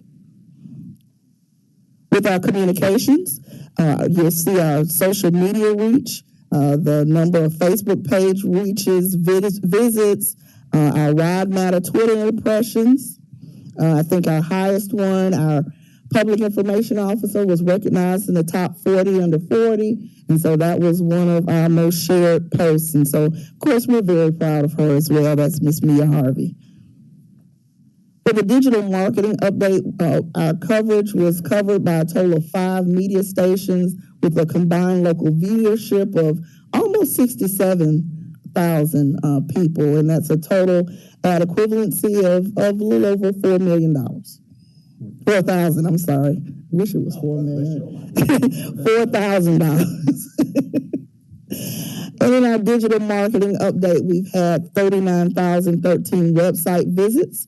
And the top device, most people are accessing our website using their mobile phone. So they're looking at their the website and whatnot using their phones. And they're getting to our website via Google. So we're definitely going to try to work harder to try to get people to go directly to our website. But if Google is getting them there, we'll take it.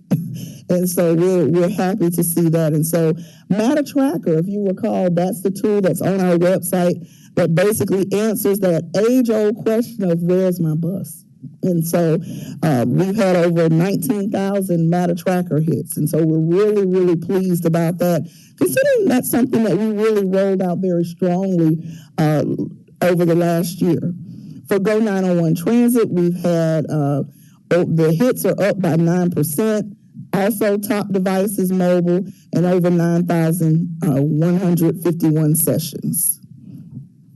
Now, I know I went through that very fast, and again, if you all have any questions, we are here to answer any that you have. You have one already? Sure. It's a dummy question. It'll probably be very quick to answer. I'm assuming you're going to tell me it's everything from federal transportation law down, which I don't understand, on demand, which we're doing, right? So you have the technology and the infrastructure. What are the rules for independent contractors? And the end result is why not have our own in-house on-demand Uber-style Lyft, where we're not necessarily using our vans and treating drivers as potentially independent contractors in order to move bodies around of 2 to 4 people? Yes, there's a whole host of rules and regulations that must be followed. Down to that. However, we do have one contractual relationship with VIA in the downtown New Chicago area. We're not precluded from doing it, Councilman, but we have to go about it in a very precarious manner to ensure consistency and quality and service. As Bakar and I are both very active at a national level with the American Public Transit Association, Tennessee Public Transit Association, many of our peer agencies are treading this water lightly as they enter it.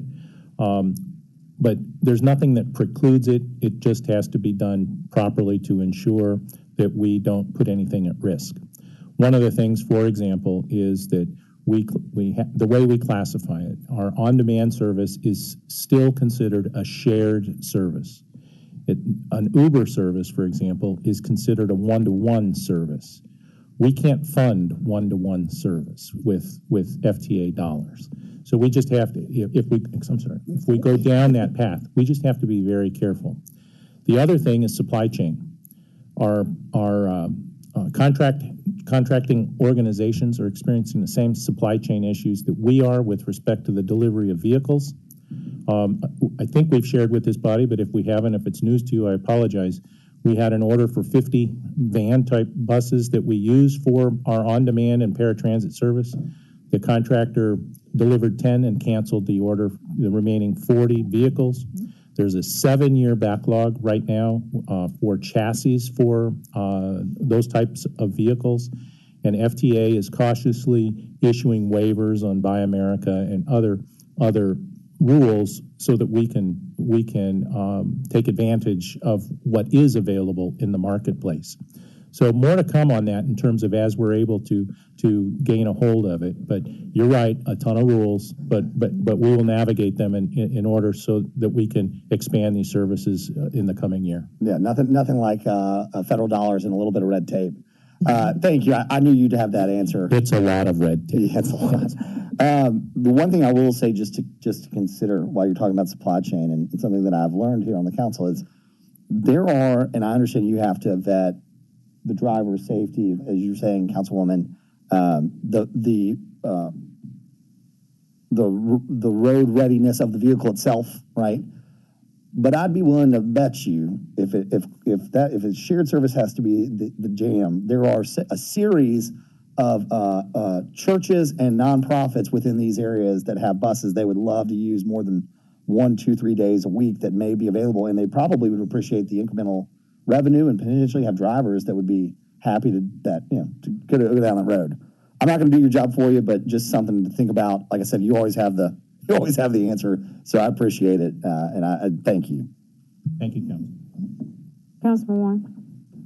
I know what ADA is, American Disability Act. What is DBE? Disadvantaged Business Enterprise. Okay, thank you very much. Any other council member want to be recognized? Councilwoman Logan, I want to continue if possible. I thought you were done. But we just finished kind of the KPI portion of the report. We also wanted to take this moment because we know that you have constituents that'll be asking you questions, and we know that the public may also look in at these proceedings. And so we wanted to also just kind of include some information about how MATA is preparing for the possibility of severe weather. Our CEO, I don't know if you know this, in a prior life was a first responder. And so he takes this very seriously. And he has he has been watching this for the last week and has been getting the troops lined up at MATA to make sure that we can respond to this to the best of our ability. I don't know if you have anything to add to that, but. Thank you, Bakar. I have been looking at this since the first inklings of this weather have hit the streets. I'm a data geek, as you all know, and looking at charts of weather, tabulated weather data is exciting for some reason to me. Bakar made mention, before I came to Memphis, I was in Yosemite National Park, where if we experienced 50 feet of snow in a year, that was a light year, okay? But even with all of that snow and weather, we rarely saw high temperatures or low temperatures forecasted at 2 or 3 degrees with a 30-mile-an-hour wind, making it minus 15, minus 20 degrees. So we are very concerned about service delivery and reliability, because the last thing we want to see is somebody standing on the street waiting for a bus and experiencing that type of cold. So Bakar made mention of the MATA tracker. That'll be in full swing. We'll be pushing out information in real time on where the buses are, so people can wait indoors till the last minute before they race to get to a bus stop in order to catch a bus. We are making extra effort to ensure that we are able to deliver therapies and dialysis appointments on schedule, on time, because of the life-saving practices that are done in those things. And we are adjusting the service schedule to ensure that whatever we say we're going to do, beginning on Friday and Saturday and Sunday, that we will actually be able to do it and not have a missed trip. In this case, we recognize that a missed trip, when a bus doesn't show up, is potentially deadly over these next couple of days. So what we are doing for Friday, Saturday, and Sunday is adjusting our schedule to a Sunday schedule. The buses will depart our barn a little later in the morning, come back a little earlier in the evening. We will supplement the services during the day with the extra buses and drivers from the regular schedule. They will go into that mix. And the rule is that we will not miss a trip during this time period. We're going to begin a very robust media campaign and on-site information for our passengers so that everybody recognizes that.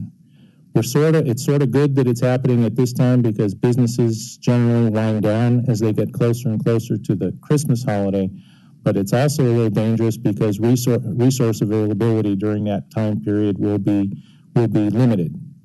We are also making the necessary arrangements to ensure that we are able to support all the offices of emergency services in the hub so that we can get people, our population that's experiencing homelessness, get them picked up, get them into a warming center, get them into a shelter of some kind.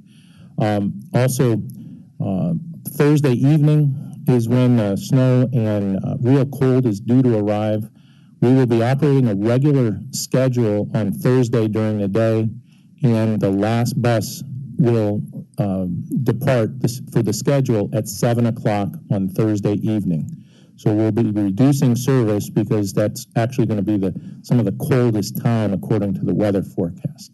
So Thursday evening, we will start the last service of the evening at 7 p.m., both inbound and outbound, and then we will be operating a Sunday schedule on Friday, Saturday, Sunday, and then again on Monday as well, which is the advertised holiday for Christmas under our schedule. Okay. And also, if any constituents call your offices, please encourage them to go to our website to sign up for the Omni Alerts. Omni Alerts are text messages that go directly to your phone that have route information. We'll be working to update that constantly with weather updates and route information. Of course, you can utilize the Matter Tracker, and then we'll be updating our social media as well throughout this entire time. Our on-demand service will also continue to go from 7 a.m. to 5:30 p.m. The entire weekend, unless there's some extreme reason why we cannot. And of course, we'll be updating all of our media partners and media tools so that the public is aware. And of course, there's no service that was even scheduled on Christmas Day on Sunday. Our transit center lobby hours will be abbreviated just a little bit in terms of from 6 a.m. to 7 p.m. From Thursday all the way through Monday, and that's for Hudson and American Way. We will update the public when we touch base with our partners at Greyhound. If you recall, our Airway Center is open in partnership with Greyhound, and so we are not sure of what their operation adjustments are going to be, but we'll be updating everyone if there is an adjustment in the hours. Normally, that center is open 24/7 because of our partnership with Greyhound, and as soon as we find out if they're going to make any adjustments, we'll be updating all of our media partners with that. And so with that, we just want to wish you all a happy holidays from your friends that matter. And now I am through with the report. Thank you so much for your report and the update. I had a question, and some of the council members in the queue. Are you all providing transportation to warming centers or hospitality hub? If you could speak to that. Yes, it's up through the Office of Emergency Services and the Hospitality Hub. They contact us directly, give us pickup locations, and we go out and get that. We are actually adding to it because we feel that there will probably be extra demand. Okay, great. Sounds good. Councilwoman Easter Thomas. Thank you, Chair. And thank you, Ms. Malden, and I'm sorry, Deputy CEO Malden, and CEO Rosenfield. And also in addition to those ways that you're getting out the word about the holiday updates, what other methods that don't utilize websites or cell phones are you all using? We are also working with our media partners. And soon you will start seeing Matter's information and the tickers going across the bottom of the screens, and they'll be including that information. When they're giving their weather updates, they'll be giving Matter updates as well. So. Okay, I figured that, but I still wanted to ask and be sure. Absolutely. Thank you. Also, let the record show that Councilman Carlisle and Councilwoman Swearingen Washington have joined us. Any other? Councilman Carlisle? I had a follow-up question to that, and it's just a general, but specifically for this stuff. Direct mail never usually works, right? It's very expensive, and a lot of people talk like I toss it out all the time. But I'm just curious for certain neighborhoods, especially since we have demographic rundowns of older residents typically are more likely to pick up direct mail. I know it's expensive, but does it make sense, like for certain times of year, look, the council may be interested in funding a direct mail for things like warming center, or we can. Michaelin has and we talk about this a lot, like has a very good point about like God rest my father's soul, but watching him text and do anything on his phone was very painful. And he wasn't like a prolific tweeter.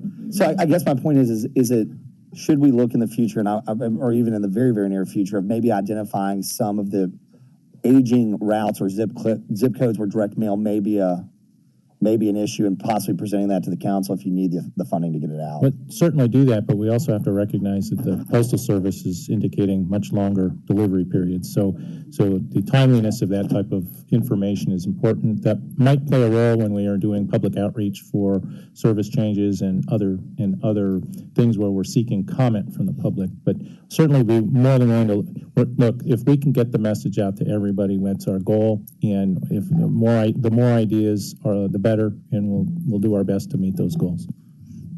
Thank you.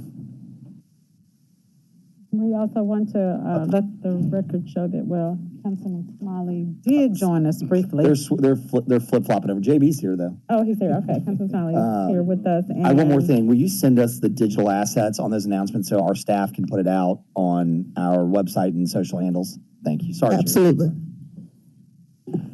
All right, if there's no other one in the queue, this committee is adjourned. Thank you so much, y'all. Have a good Christmas. You.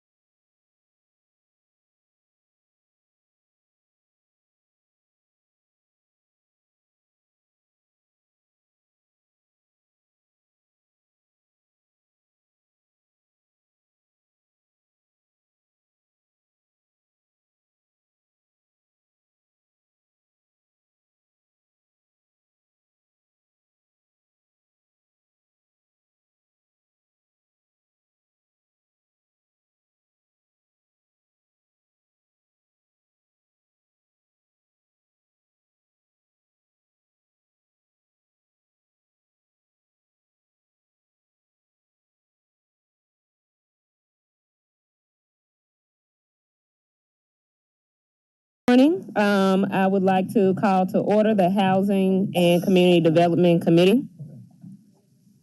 Mr. Wilson, please call the roll. Councilman Jones? Here. Councilman Morgan? Here. Councilman Carlisle? Present. Councilwoman Logan? Present. Councilwoman Swearingen Washington? Present. Councilman Smiley? I'm here. Dr. Warren? Present. And Councilwoman Johnson? And Chair Easter Thomas? Present. And Councilman Ford? Present. Good morning, colleagues in the city of Memphis. We have one item on our agenda for this morning: resolution to transfer funds in the amount of $451,027.45 from the Affordable Housing Contribution from unassigned fund balance into the Memphis Housing Trust Fund in support of the continuance of affordable housing activity in the city of Memphis. All council districts sponsored by administration. Request for same night minutes. Can I get a motion and a second? Motion by Warren, second by Johnson. Ms. Albertson, if you would go ahead, and Carlisle's in the queue. Sure. Good morning. Mari Albertson. I'm the Deputy Director for Housing and Community Development, 170 North Main Street. These were just funds that had been previously allocated for the trust fund that we had not yet brought for approval. These funds will be added to the pot of funds that we currently have available, which is $1 million from ARPA funds. We'll add this to there. We're taking applications now for home repairs and rehab. Any questions? Yep. Councilman Carlisle? Thank you, Madam Chair. So I was reading the resolution, and I think you just give me a little bit of context and background. So in '93, the council set up a fund with Community Foundation. And how is the Community Foundation fund collecting money? We'll have to get back with you on that. All right. I don't have the answer to that. I think it's just transferred over, but we can get to more detail on that. Yeah, I'm just trying to understand, just to understand, right? Like, so before I got on the body, I think it was the year before, the Affordable Housing Trust Fund was created. Was that 19? Yeah, 2019. 19, yeah. So, and I was unaware that this other fund was already in place with the Community Foundation. So I guess the way the resolution reads is, whereas the Affordable Housing Trust Fund was not able to spend its funding for the designated purpose. And so the designated purpose appears to be middle income down payment assistance loans. So I'm trying to understand, one, how the money got in there, why it wasn't spent, and then it says that it was collected on defaulted middle income housing down system. Yeah, so the other recital that's interesting is HCD has successfully collected over $364,285 on defaulted middle income housing down systems loans.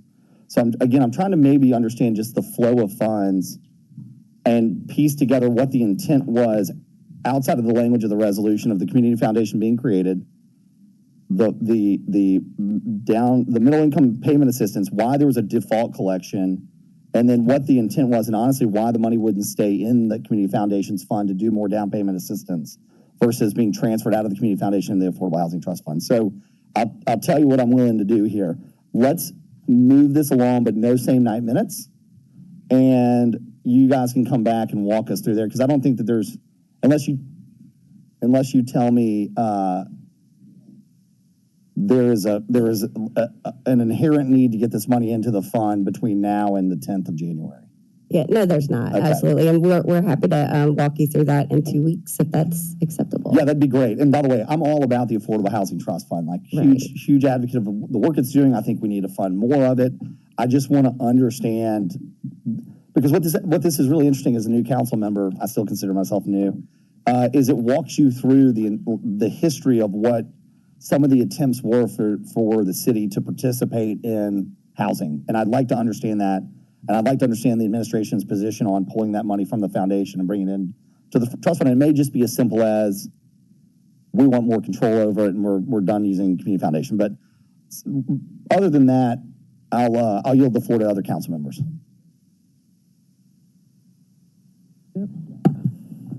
Thank you, Councilman Carlisle. Any other colleagues on this item? All right, we will call to a vote for the resolution to approve without same night minutes, and then that information can be brought back to the January 10th City Council meeting. All those in favor? Aye. Any opposed? 2 abstentions. Okay. And this item moves downstairs. Thank you. Thank you. We'll come prepared with that information in 2 weeks. Thank you, Director Opson. Is there any other business in this committee? If not, I'll call this meeting adjourned.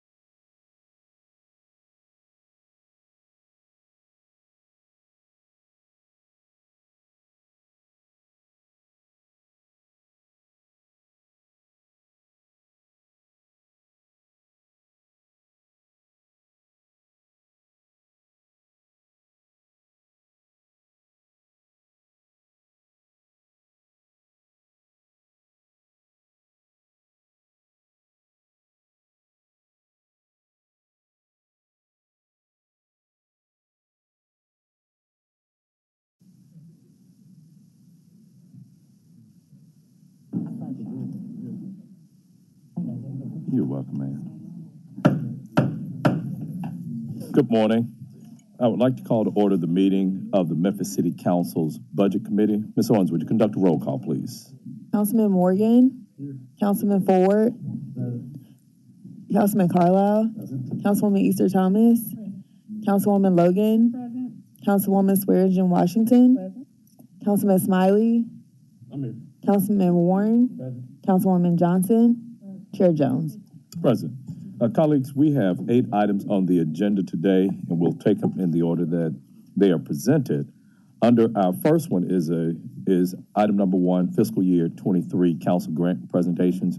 We have 5 presentations before us this morning, and so I'll call them, and they'll be presented in this order. Universal Achievers Foundation, Mallory Heights CDC, Perfecting Gifts, Talisa Franklin, Memphis Juneteenth, and finally, Sunshine and Daisy Mobile Food Pantry. So there's a representative here from Universal Achievers Foundation. You can join us here at the podium. You'll be given 2 minutes to provide your presentation, and we would ask that focus be on the financial aspect of it and what you plan to do with those funds.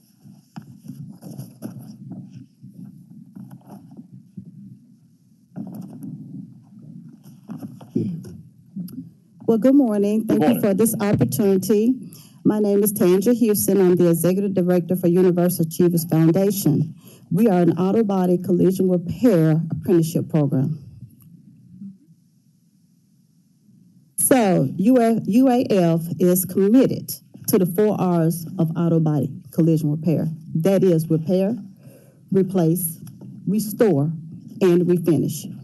We are working to repair the mindset of less fortunate individuals dealing with hardship and provide them with a second chance at future goals with high expectations while reducing recidivism. I'm sorry, I'm nervous. We are working to replace youth and adults who lack the educational skills to compete in society with self-sufficiency and self-esteem. Our program offers an auto body trade that will restore life management, social skills, and literacy for low-income youth and adults that are underserved, handicapped, incarcerated, special needs, Hispanics, underprivileged, and disenfranchised. We will produce a refinished individual that is equipped with knowledge and resources to achieve greater self-identity, academic excellence, and community involvement, and a balanced living. So our organization was founded in 2018. However, we were a 501c3 organization as of 2011. We do have a funding from 2020 to 2023 from the City of Memphis block for $15,000. This is our information, contact information, tangerhouston1.uaf@gmail.com, 901-337-0008. Ms. Houston, we need you to go to your finances.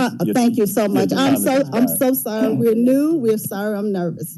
So our funding request. This is our total expenditures. Salaries. You want me to call out the? No.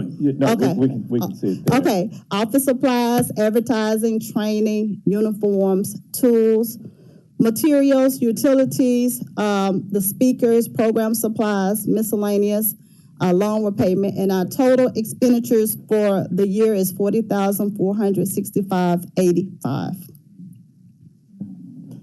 But we're asking for 10. Okay. We have a question from Councilman Smiley. Yes, sir. First of all, thank you for what you're doing. I'm not sure if there's any other program like this in the city of Memphis. It's pretty dope. How many people do you serve? Oh, we serve anywhere from 25 to 50 students. And that is comprised of high school students and adults. How many, how long is the duration of the program? It's for 10 months curriculum, which is our pre-apprentice, and then a 12-month co-op, which we actually state approved, which we actually place them with auto body shops around the city. That was my next question. And then I'm going to say this, I'm going to pretend to be Chairman Jones. Now that you know that, the council funding resolution only provides or allows us to give you 15% Yes. of your operating expenses. Okay. I'm going to support it. If you see this beautiful young lady back here, if she tells me I have more funding left, I'm going to support your program. Keep up the good work. Thank you. Any other questions from council members? Seeing none, thank you for your presentation this morning. Thank you. Next, we'll have Mallory Heights CDC.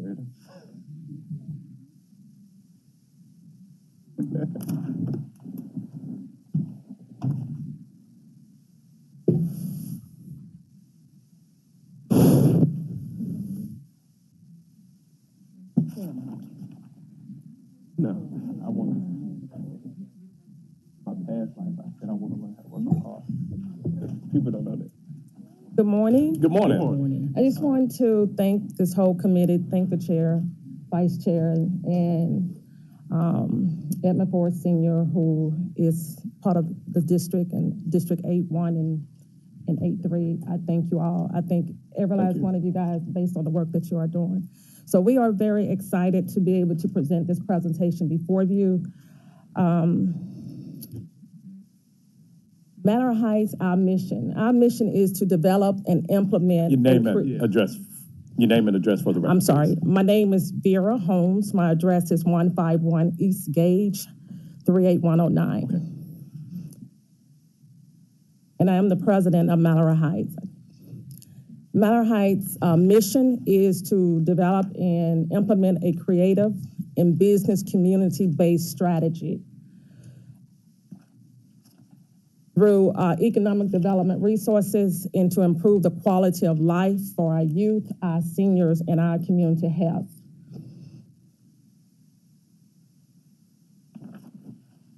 Our organization actually has been around for quite a while, since 1991. We have been a 501c since then. The name used to be Mallory Heights Community Club.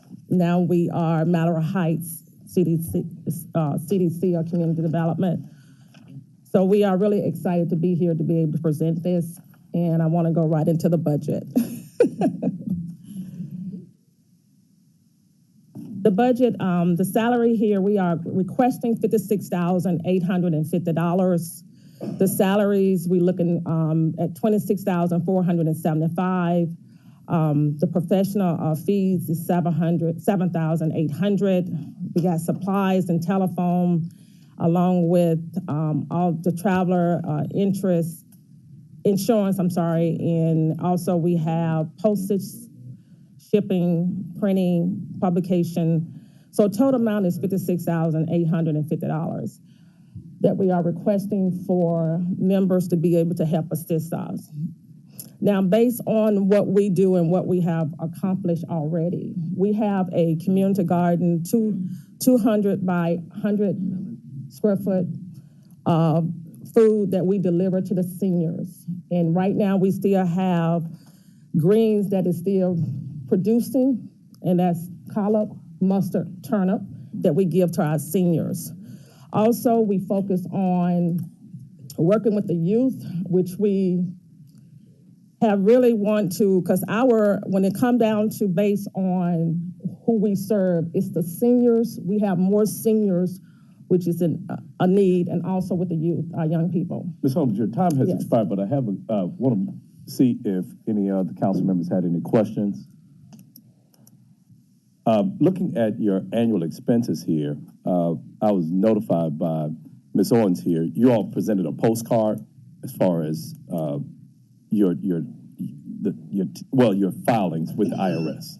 So, do you have a full 990 or updated 990? Because based upon that, you would be qualified. Well, you only qualify for about $15,000 in funding, unless you've presented information to the IRS that shows that your annual budget your annual operating budget is greater than $50,000. We actually, our budget is $50,000 and less. However, based on what we have presented dealing with the operational budget, is the time and work that leaders and volunteers has actually set the foundation so we can move forward with serious, real solution to help our people. We are the bridge to you guys to make sure that the work that has been done and the Right, work. but what I'm saying is we can only base it upon documented information that you've submitted. So if you've said to the IRS, that's who, that's the information that you supplied to the IRS. Correct. That we base it upon. You haven't shown anything that says to the IRS that you've had operating expenses, revenues, expenses of $186,000. Got it. That's when we can base it upon 189,000 is if you submitted that information to the IRS. Got it. If you've only said that we've operating on a manner that's less than 50, that's what we have to go on. Understood. And so the amount of ask maximum of that would roughly be about $15,000. Now, if next year, totally different story, there are fundraising efforts, and you're saying to the IRS, well, we have this 189, then we can entertain a $56,000 ask. Understood. Okay. Colleagues, any other questions? If not, thank you for your presentation today. Thank you.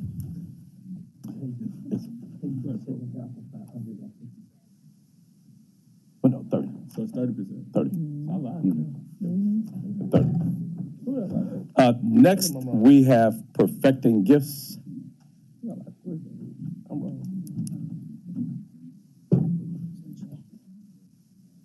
Where I get that number from? It was loud and wrong. Loud and wrong.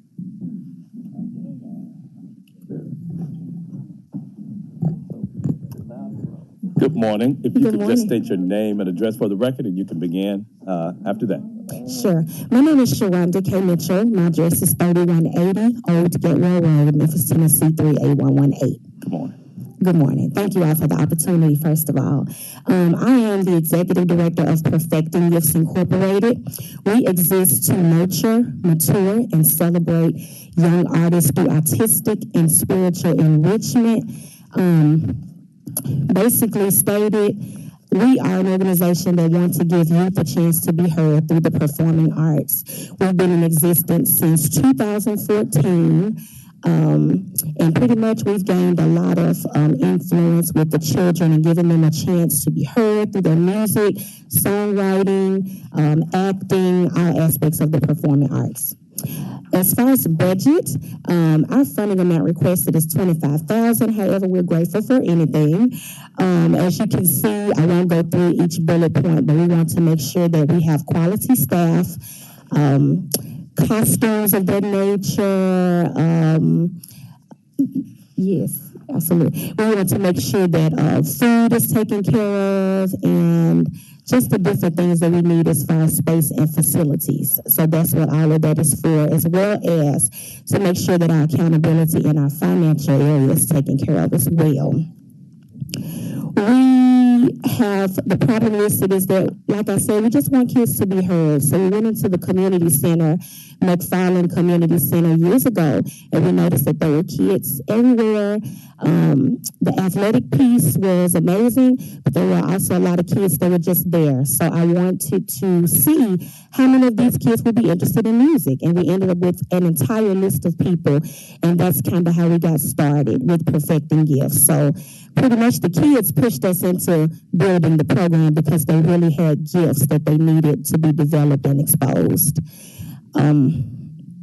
We have several different programs. Our fire program, we call it Saturday School, where we bring kids together every Saturday for a couple of hours. We feed them, we teach them dance, singing, songwriting, all of those things. We noticed that there were a lot of apartment complexes in the community with kids just walking around, and of course we wanted to bring them in and give them something to do.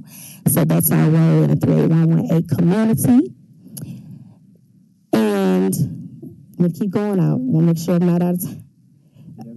Okay, well, keep going. So, because I can't talk, so okay. Your time has expired. Okay. But I was just reviewing your financials. Your request here is 20. Is it 25 or 10? 25. 25. And from an operating standpoint, what amount have you submitted to the IRS as far as operating? The overall operating, we're under 50,000. Okay. Our entire budget, so we do the short form. Okay. The 990, I think it's N. Okay. Yeah. So that, upon that 30% to 50,000, that would present a threshold of 15,000 as opposed to the 25 that you're asking for here. Yes, understood. Just wanted to make that clarification to my colleagues here. Mr. Smiley. I just want to clarify something I said earlier. Miss Owens, young lady in the green, she told me I was loud and wrong. It's 30%, 30% of the fund. That's all. Thank you. Thank you. Well, if there are no other questions from council members, I want to thank you for your presentation this morning. Thank you. You're welcome. Next, we'll have, I'm sorry, you have a question from Councilwoman Swearingen Washington. Okay. I just want to say you all do a phenomenal job with children. On another note, I saw a video of your own daughter reading, and I would like to know, what is her age? She is 4 years old. And what grade level is she reading? She's reading on, if I'm not mistaken, the second grade level. Wow, phenomenal. So you're doing an awesome job, not only with the community, but you're a model parent. Thank you for your work. Oh, I didn't come to cry. Thank you. I want to invite any of my other my colleagues, if you have some funding left, please invest in perfecting gifts. Thank you so much for what you're doing for Greater Memphis community. Okay, we have another question from Councilwoman Easton Thomas. Not a question, but just thank you for sharing that, and then also kudos to you as a parent too for Ms. Swearingen Washington bringing that up. You all, I just want to say that I would love to give my money to everyone. Well, it's not my money; it's taxpayers' money. Give your money back to you. But can we please, when this thing opens in April, please get these applications done so that we can give them out early. Now, we hate to make you feel this way in that, you would take whatever, but we want to be able to give you what we can on the front end. So I think it opens in April. May? Yes. Okay, we'll start looking at April to make sure that we can get this application in so that we're not at the end of the year and then we don't have anything, because it doesn't make us feel too good. But we're learning about a lot of organizations, and that's just asking to just please start, set your calendars, put it on the wall in your organization. April, start looking for that communication to apply for this grant so we can give you what you deserve in the beginning. Thank you. Questions? Thank you for your presentation. Thank you. Next, we'll have Lisa Franklin.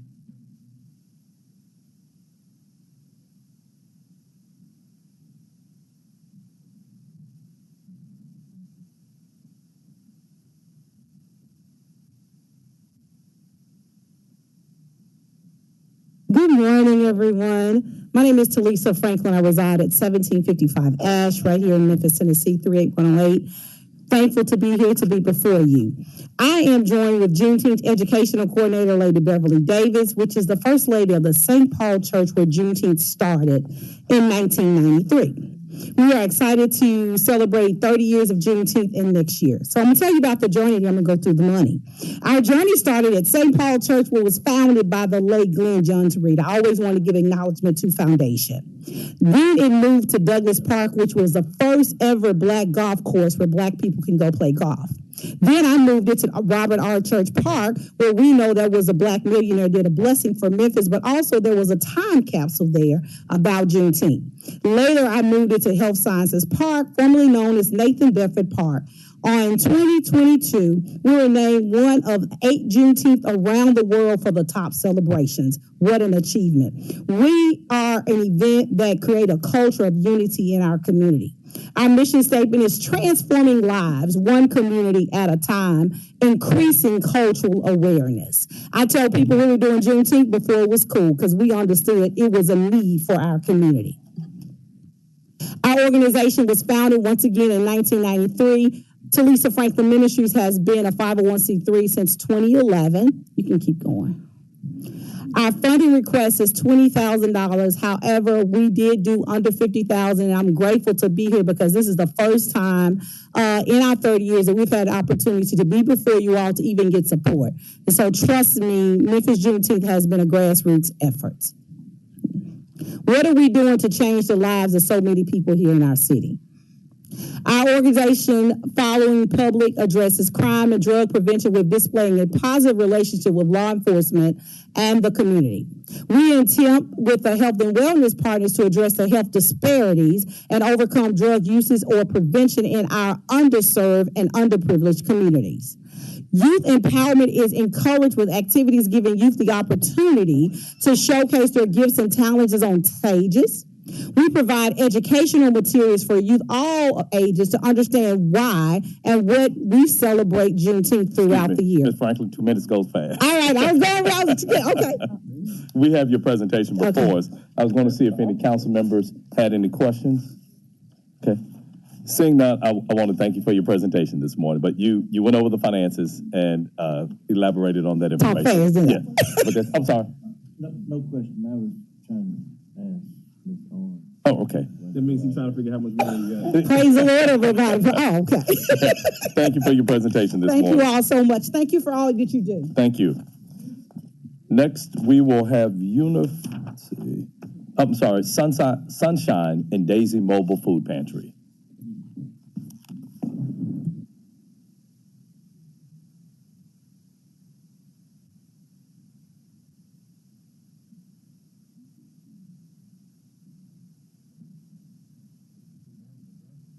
Good morning.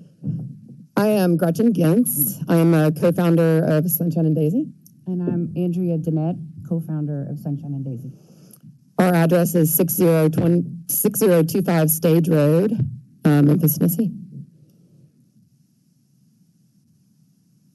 Our mission is really simple. It's feeding people. We have a school bus that we have outfitted like a grocery store that we drive to the communities where people can shop for groceries. And we also do Christmas gifts for kids in the community. It used to say Tennessee Titans, but it now says Sunshine and Daisy on the bus.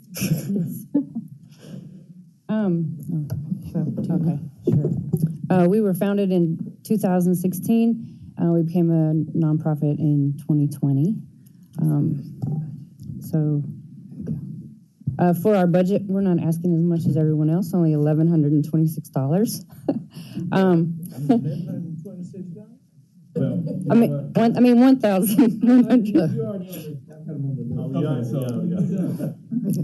Continue. Go ahead. Okay. Sure. We're good. Well, do you have a question? Okay. The next 27 seconds. Okay. We just enjoy feeding people. We drive the bus out. They come on the bus. We dreamt about this for years. She and I met on the street feeding people, and we quickly realized we had a valuable partnership together, and we began to grow and dream, and we dreamt about the bus, and it has come to fruition. And we hope to sometimes have more buses to take to more communities every day. Well, I would just, well, thank you for that. I would just heed to what Councilwoman Easter Thomas said. You know, this is towards the last part of our disbursements, and nonprofits such as yours and the others that are here today, there would be interest in the council funding more of these organizations, but at this time of the year, a lot of the disbursements have already been made. Councilman Smiley. Absolutely. So I think every organization that presented today, I think y'all are some of the better organizations. I would love to see y'all apply toward the end, because I've seen some organizations, I can be very direct. I have a tendency to speak my mind.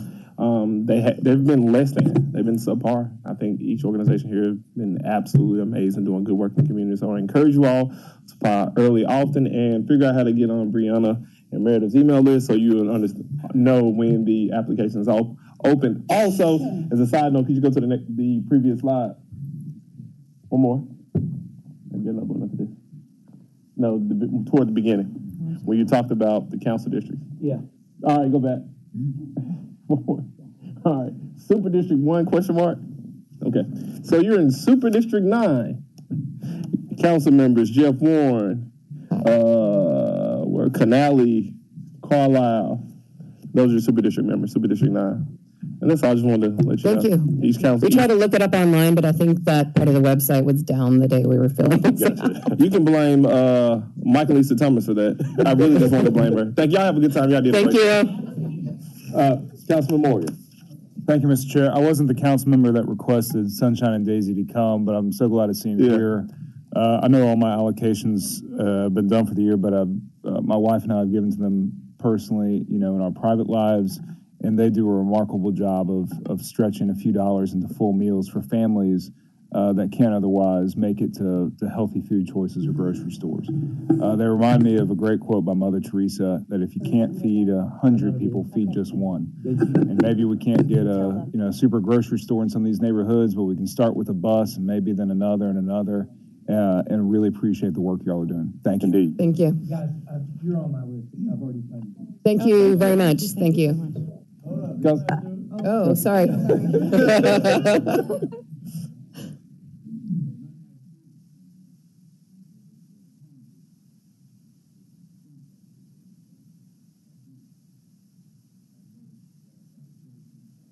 Already gave it, but I want you to get my card, okay? Because if y'all need any more, I'm like Councilman Morgan. Much would be glad to give to you all if you want to keep them seated. Very important, and hey, I just started. Keep it up.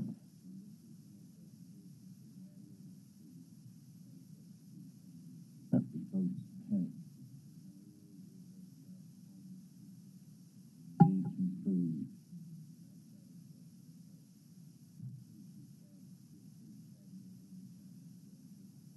Thank you, Councilman. Thank you. Thank you for your presentation this morning. Colleagues, that takes us to the next part, item number 2. Item number 2 is a resolution to amend council fiscal year 23 grant allocations. All council districts sponsored by Councilwoman Easter Thomas. There's a request for same night minutes. Councilwoman Easter Thomas. Thanks, Chair. My request is to allocate $5,500 to Talisa Franklin Memphis Juneteenth. And I so move. Okay, is there a second? Second. All those in favor of this resolution, please signify by saying aye. Aye. Any opposed? That item passes. Item number 3 is a resolution to amend. Let's see, where are we? Yeah, to amend council fiscal year 23 grant allocation, all council districts, sponsored by Councilman Warren. Councilman Warren. Thank you, Mr. Chair. My resolution would award Black Millennials for Flint $3,000, Overland Park Conservancy $5,000, Wolf River Conservancy $5,000, Sunshine and Daisy Mobile Pantry $1,126, and Indy Memphis $3,000. And it's for $19,126, and I so move. Okay. Okay, it has been moved and seconded. All those in favor of that resolution, please signify by saying aye. Aye.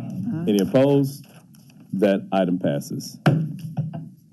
Item number 4, colleagues, is the caption here is incorrect, but item number 4 is a resolution to reflect the reduced grant allocations for fiscal year 23 council grant program. So what you have in front of you, colleagues, and I'll read the whereas, this sort of clarifies and gives more information about what this resolution is.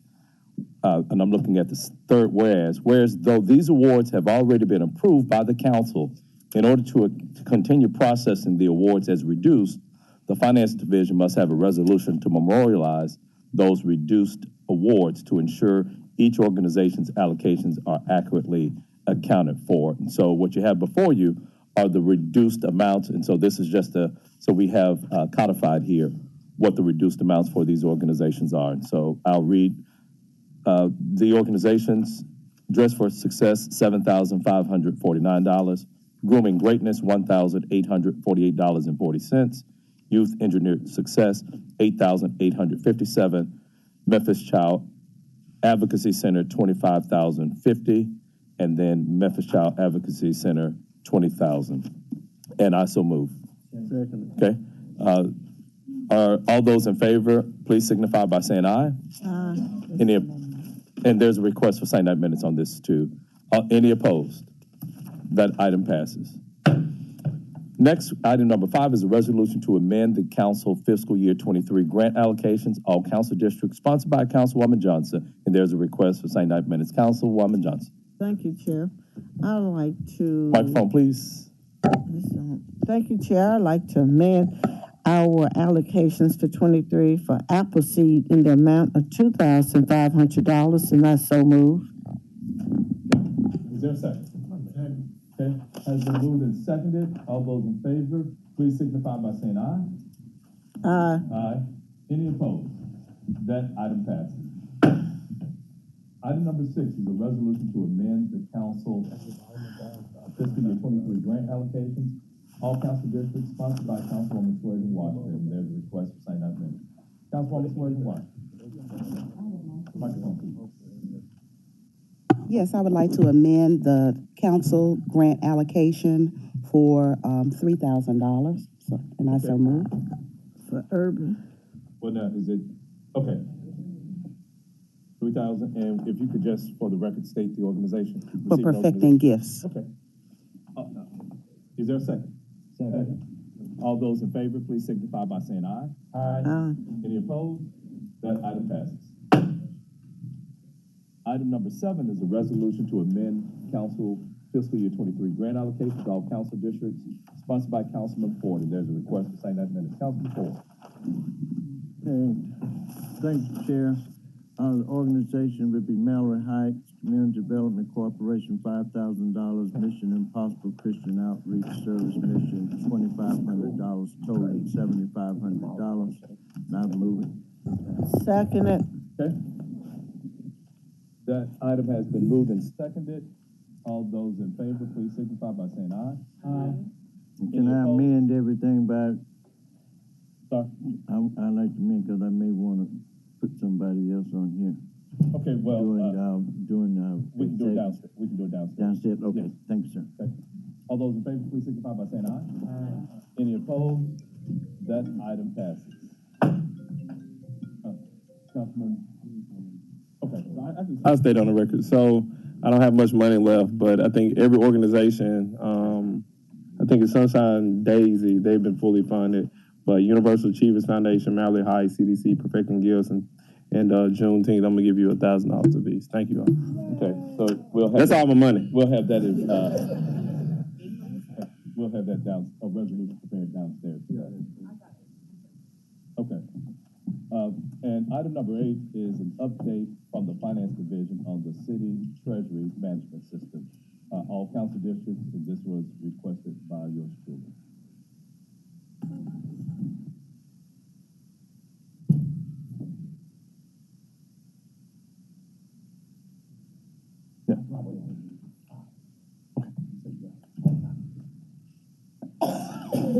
Good morning.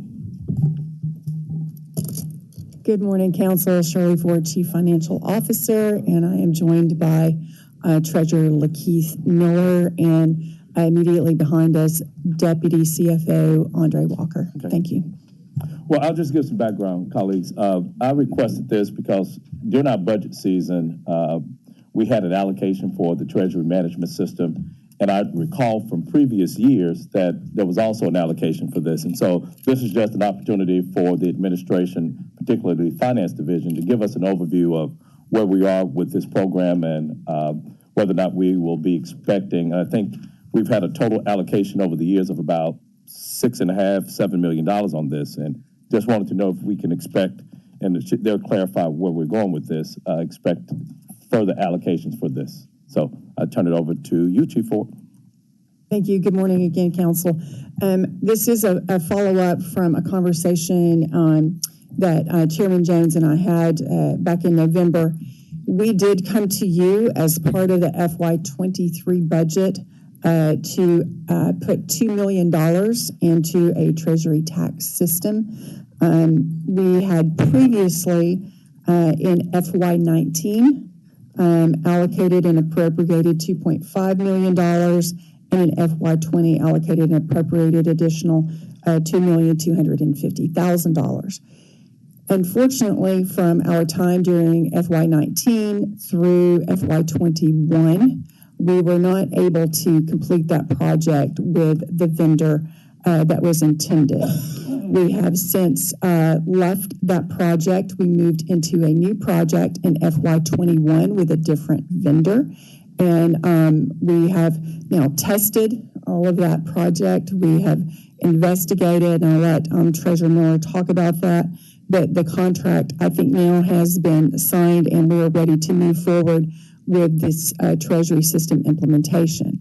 I will say this, I had the opportunity recently to be with Marie Kirk Owens, who many of you probably remember, as well as Pat Black, who was our treasurer, who was Miss Marie's deputy, became the treasurer, I think, in 2015 and was in that position until Treasurer Miller joined us.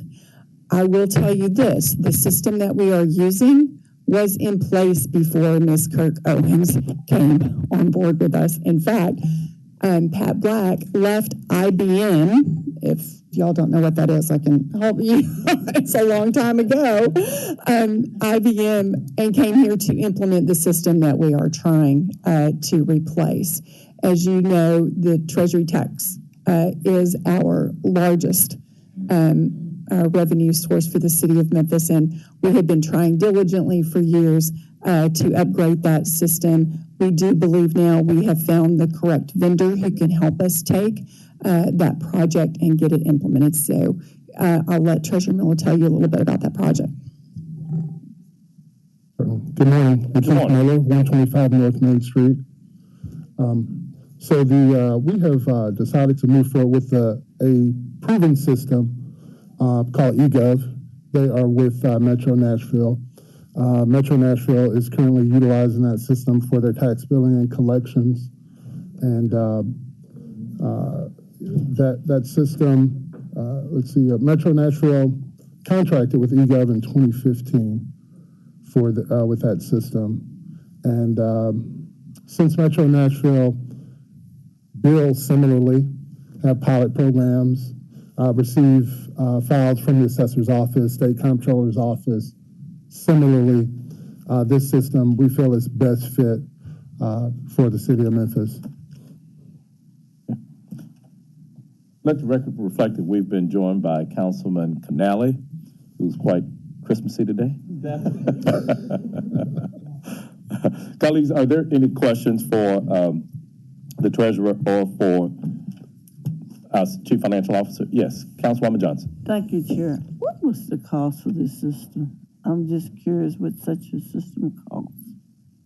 The eGov system, the implementation cost will be $1.2 million, but over 5 years, the cost will be $2.86 million over 5 years. Okay, so you don't have a license cost that you have to pay every year? Yes, ma'am. As part of the $2.8 million, the annual licensing cost is $316,800 annually. Okay. Thank you, Chair. Okay. Seeing no other questions, just want to thank you for the presentation to give us an update on this, and hopefully, and so I would take it that part of your budget presentation, it would account for those ongoing costs to be reflected, but no significant multi-million-dollar allocations or requests for funding for this. Okay, fingers crossed. Thank you, Councilman. May I have a moment of personal privilege? Yes.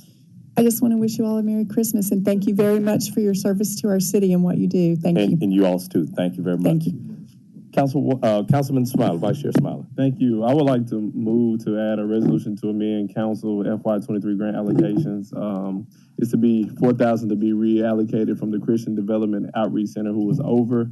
Take $4,000 from that and $1,000 to Universal Achievers Foundation, $1,000 to Malheur Heights CDC, $1,000 to Perfecting Gifts, and $1,000 to Memphis Juneteenth. Second. Okay. All those in favor, please signify by saying aye. Aye. And is there a request for There's a request for same 9 minutes because Brianna said so. I have a question. Yes, ma'am. For clarity purposes, when they're taking it from someone, is that for people who personally initially gave it? Yes. So, okay, yes. I just want to make so sure. only a council person can reallocate their own allocation. Thank you. Yes. All those in favor, please signify by saying aye. Aye. Any opposed? That item passes. Is there any other business to come?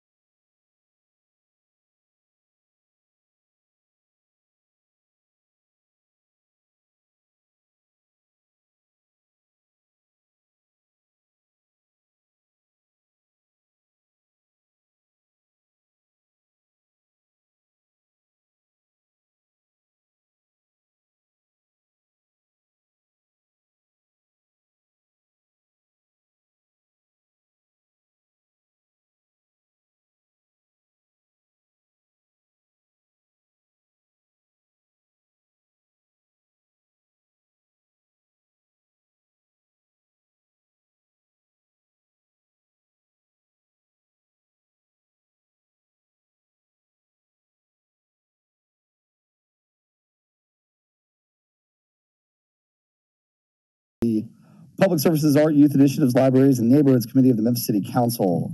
Zones, would you please call the roll? Councilman Jones, Councilman Morgan, Councilman Ford, Councilwoman Swearingen Washington, Councilman Smiley, Councilman Canali, Councilwoman Johnson, Chair Carlisle. Thank you. Colleagues, we have a quorum today. There are 3 items on today's agenda. Item number 1, resolution to accept, allocate, appropriate grant funds in the amount of $50,946 for professional fees, grants, and awards from the United Way of Greater Nashville for the Memphis Public Library and Information Center, Link 211 SNAP Outreach, all council districts, sponsored by the administration. Is there anyone here from the administration to speak to this item? Does anybody have any questions? Seems pretty straightforward. Great. All those in favor signify by saying aye. Any opposed? The chair is an aye. And the ayes of the chair is unanimous. What? We need a motion in a second. Move it. JB and Canali. Passed. All right, colleagues, we're out of time today. We've got 6 minutes, so this is what I would like to do. Items number 2 and 3 are ordinances. I think in the interest of time, the best thing to do is move them along with no recommendation. They'll be on for first reading January 10th, and then we can have more time to discuss the matter at the January 10th committee meeting, because I think we have to be at lunch out of this house, right? Mm-hmm. Chairman Jones? Yes. Okay. Is there any objection to that? No objection. Okay. So I'm going to read these into the record and then move it down and we'll vote. So here we go. Item number 2, ordinance to replace and amend section 6-32, article 6 of the City of Memphis Code of Ordinances regarding horse-drawn carriages, all council districts, sponsored by the administration. Item number 3, ordinance to... This is a substitute ordinance. Awesome. We'll get there. Maybe a different caption. It's okay. We're going to do this later. Ordinance to replace and amend section 8 of the City of Memphis. We can fix it in executive. Ordinance to replace and amend section 8 of the City of Memphis Code of Ordinances regarding animals, all council districts, sponsored by the administration. May I have a motion to move this down without a recommendation? Second. Moved by Smiley, seconded by Warren. All those in favor signify by saying aye. Aye. Any opposed? The ayes have it.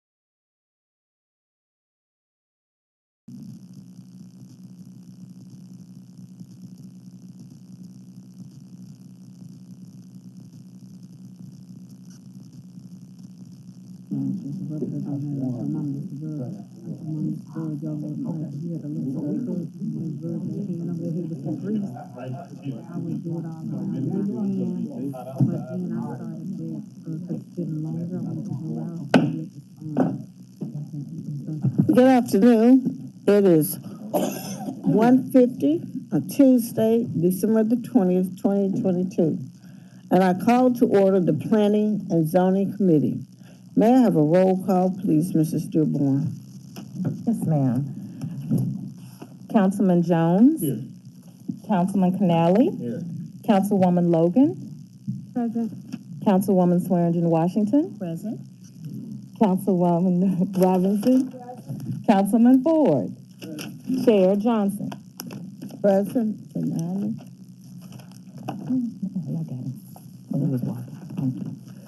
Thank you. Today, we have 4 items that we need to address at this committee.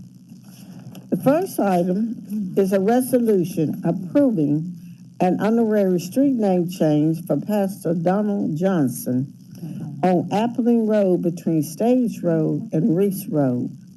It affects District 1, Super District 9, and is sponsored by Councilwoman Logan. There's also a request for same night minutes on this item. It's been moved by the chair and second by Patrice Robinson. Okay, is Mrs. Chairwoman Logan, would you like to speak on this issue? Yes, Chair, thank you for the opportunity, but I would like to save my remarks to the downstairs. Just move Okay, it thank you downstairs. so much. Same night Can minutes. Thank you. Can we get a vote on that item? All in favor, please? Is there anyone opposed? That item received a favorable recommendation and it will go down as such.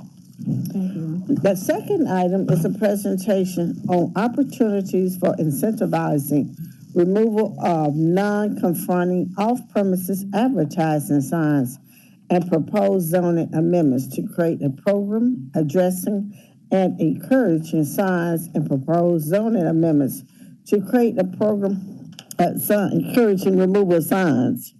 All councils district are affected, requested by Councilman Smiley. I'm sorry. Good afternoon, council members. John Zena, Director of the Division of Planning and Development.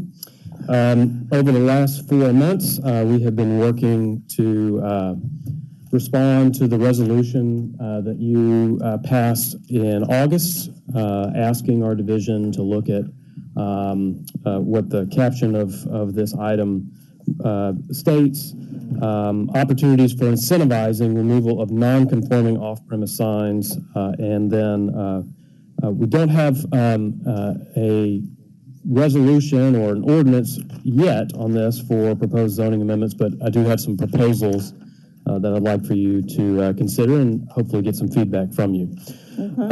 So to get started, again, your resolution was adopted on August 23rd. You asked us to look at where there were opportunities to remove non-conforming off-premise advertising signs, also known as billboards, and then how we could create a program that encourages the removal of these signs with the goal of significantly reducing their number. So I'm first going to today talk about the UDC and provisions on nonconformities in the UDC. I'm going to go over the results of our billboard inventory, talk about some example programs from other cities to address this, and then what our proposal would be. All right, so section 4.9.8 of the Unified Development Code contains our standards related to off-premise signs or billboards. Billboards are allowed in the CMU3, the CBD, the employment, and the heavy industrial districts, but they must be within 300 feet of a U.S. interstate highway. And so that obviously greatly limits where billboards can be in order to conform to the Unified Development Code. There also are spacing requirements for conforming billboards along the U.S. interstate highway.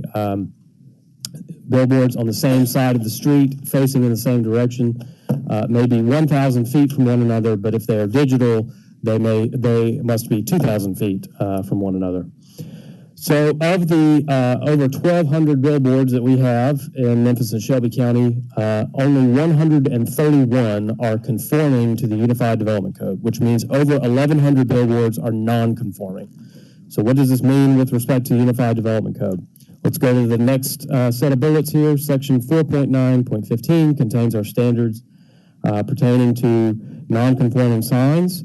Non-conforming signs cannot be changed, altered, or expanded in a way that increases its degree of nonconformity or useful life. So in other words, they may continue, but they may not change in a manner such as converting to digital to increase their degree of nonconformity or their useful life. We also have this provision in the Unified Development Code that says that if a non-conforming billboard goes vacant, use or copy has been discontinued for 6 months, then Division of Planning and Development may order its removal. And we have done that on a couple of occasions over the last 4 years. And so we started 4 years ago with an inventory that showed over 1,400 billboards, and today we're at 1,236. So over the last 4 years, roughly 200 have been removed from Memphis and Shelby County. I would say most of those through orders of removal that we have done in that time. So let's talk a little bit about the ones that remain.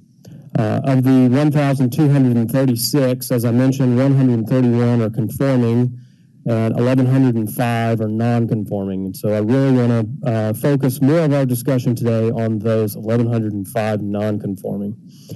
As you can see, that most of our billboards are standard size billboard faces, approximately 672 square feet, although there may be some variation. We also have 225 small billboard faces that are roughly 336 square feet, and then 296 junior billboards, or also known by the industry as 8-sheet billboards that are 55 square feet. You can see some examples here on the screen, and this is also part of your report. Of the non-conforming billboards that we have, as you can see, again, there's more of those that are the standard size, although you may notice that the vast majority of the small billboard faces and the junior billboard faces are non-conforming. And then of the 1,105, 172 of them are vacant. And so again, those would be eligible for one of those orders to remove if we were to take that action. All right, so let me talk for a moment about how we go about removing those non-conforming billboards. As I mentioned, they must be vacant for a period of 6 months or more.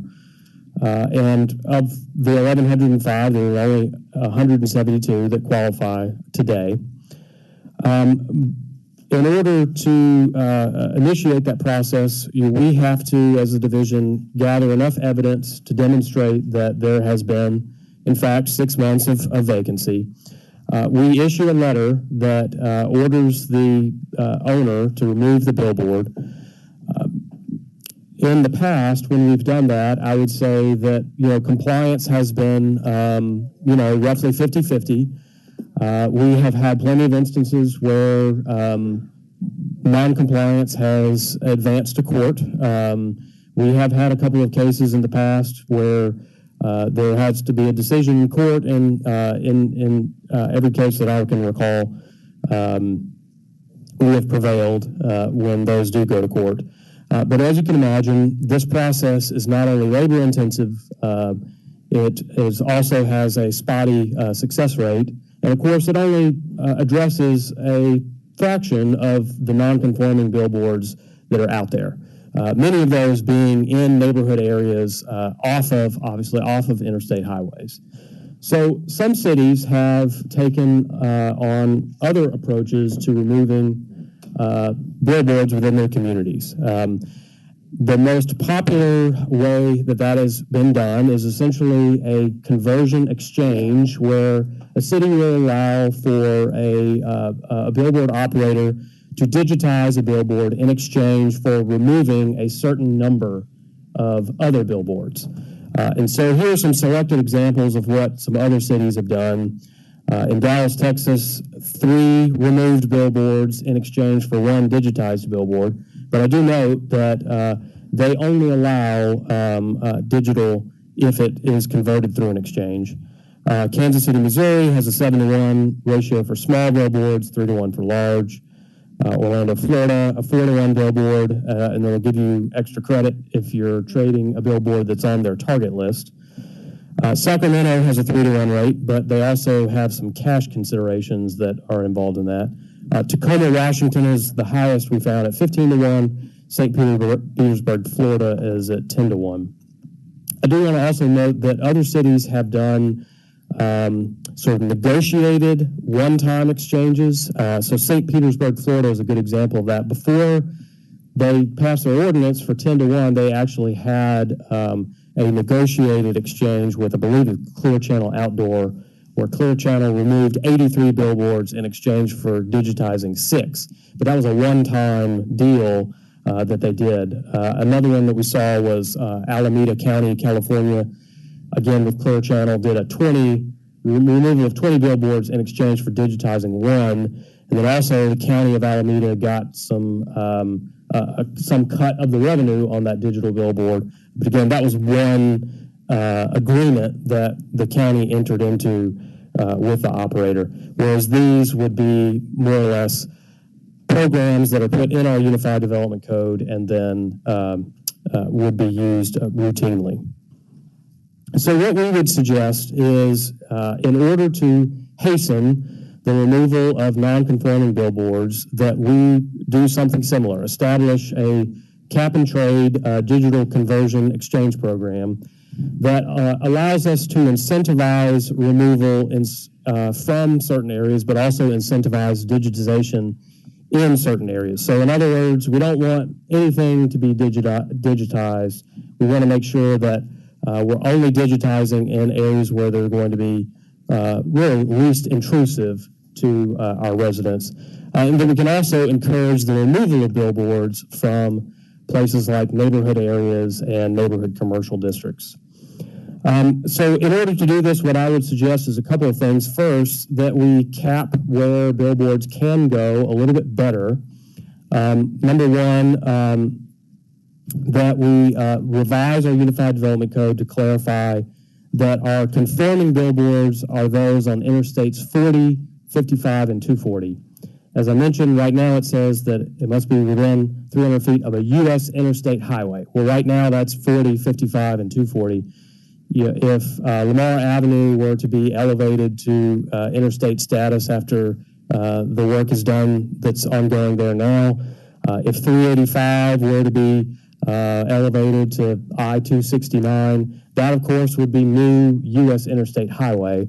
And so if we revise the UDC today to clarify that it's only 40, 55, and 240, that prevents any sort of new interstates down the road from making billboards conforming on those roads. Revising the UDC to clarify what is meant by billboards facing the same direction. So we've had some questions about for billboards on the same side of the road facing the same direction. If they're facing northeast, if one's facing northeast or one's facing northwest, is that the same direction? We would like the UDC to say yes, it is. And then also prohibit the approval of a billboard through a plan development. We had a case probably about 4 months ago now where a billboard was approved through a plan development, and it only creates complications for everyone involved because the state of Tennessee does not recognize a plan development as proper zoning for a state billboard permit. And so it creates a lot of burden locally at the state level and for the applicant as well when that's done. So we'd like to just clear that up. No approvals of billboards through plan developments. What we might also want to consider too is that no billboard be digitized except through a trade, and that's along the lines of Dallas. All right, so let's talk about the trade side. Within this exchange, there are 2 types of billboards. There's going to be your removed signs and your receiving signs. So we'll talk about our receiving signs first. Those are the ones that are going to be allowed to be digitized. What we'd recommend is that they not be within that signs be not within 500 feet of a residential zone, and that they be in certain commercial or industrial zones. Essentially, we want to remove CMU1, which, as you know, is our lowest intensity commercial district, and MU, which is our mixed use zone, which you may remember we've used a lot as of recently to rezone some of our neighborhood anchors identified in Memphis 3.0. So we would not want billboards in those areas to be receiving signs. We would recommend that we calculate trade credits based on square footage, not just signs, and that's so that we can ensure that we're getting equal value. So in other words, you can't trade, a certain number of the junior billboards in the sort of trade rate and get one of the big ones. So what we would say is we have a proposed trade rate of 15-1, and that would be a base trade rate, but this is where the incentive tiers start. If you're digitizing a billboard that's on the interstate, you get an 8-1 ratio. So we're incentivizing that activity to digitize those that are on the interstate versus those that are off the interstate. Okay, so with that proposal, what this leaves is 97 billboards off the standard size billboards off the interstate that would be eligible, 28 on the interstate that would be eligible. You see the rates there, 39 small, and then 22 juniors. All right, and so let's talk about the removed signs. The removed signs are ones that we turn into credits for exchange. Again, we want to calculate that based on square footage so that we're getting equal value. And then here again, we have an incentive. Signs that are removed from our residential zoning districts or removed from CMU1, MU, or the CBD can be counted double. And so in effect, if you are removing signs out of residential CMU1, MU, CBD, and then you're trading that for a digitization on the interstate, you could have a trade that's 4-1. Again, we're trying to give sort of a tiered structure here so that we can encourage removal from the areas where we want them removed, digitization in the areas that we want them to go. One thing that you may also want to consider is that any signs that are vacant that we order to be removed do not qualify. So that obviously would reduce our number from 1105 by roughly 173. If we wanted to keep them in, obviously that gives more signs eligible that could be turned into credits. All right, so here's kind of what that looks like. We've mapped those that are eligible for 1 credit, those that are eligible for 2 credits. You can see where those sort of look relative to the city.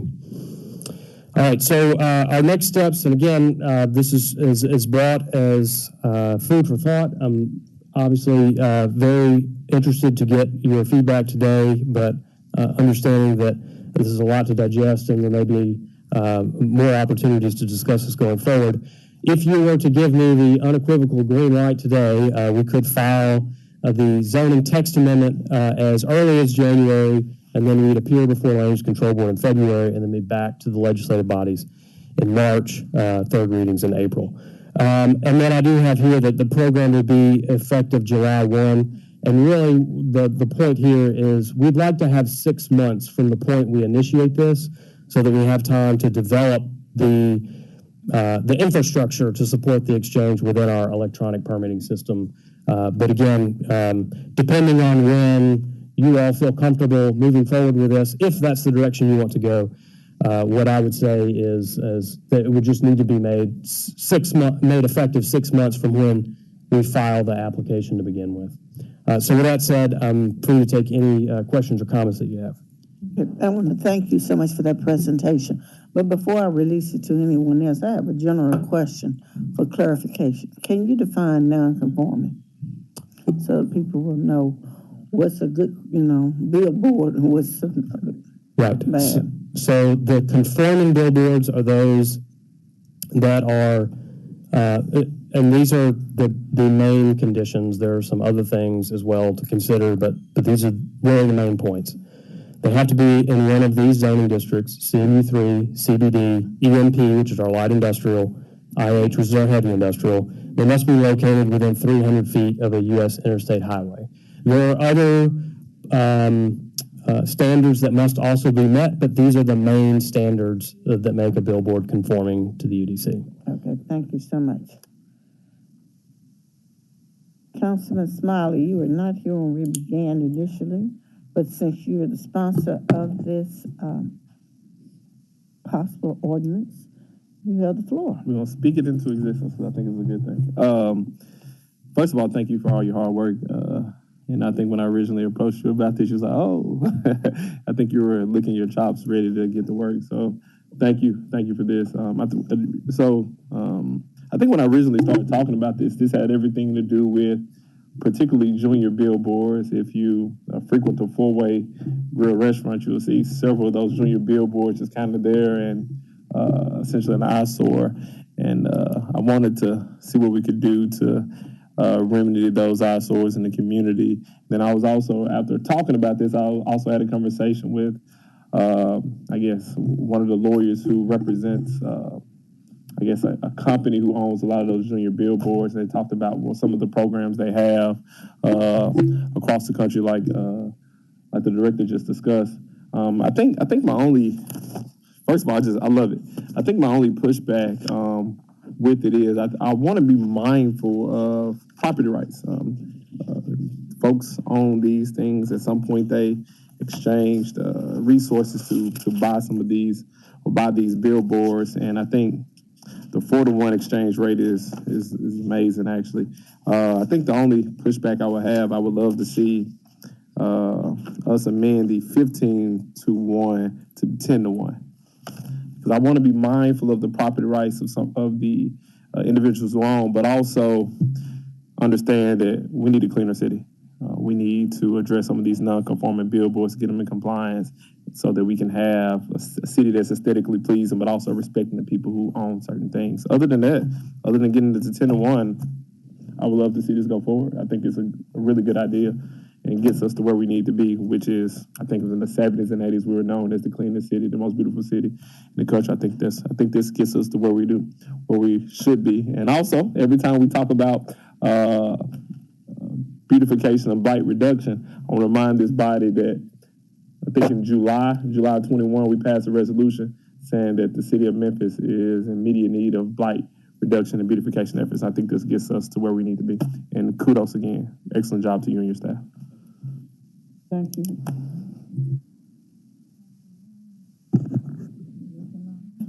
What stops someone who's got a vacant billboard once you started the process from just putting something in it and it's no longer vacant?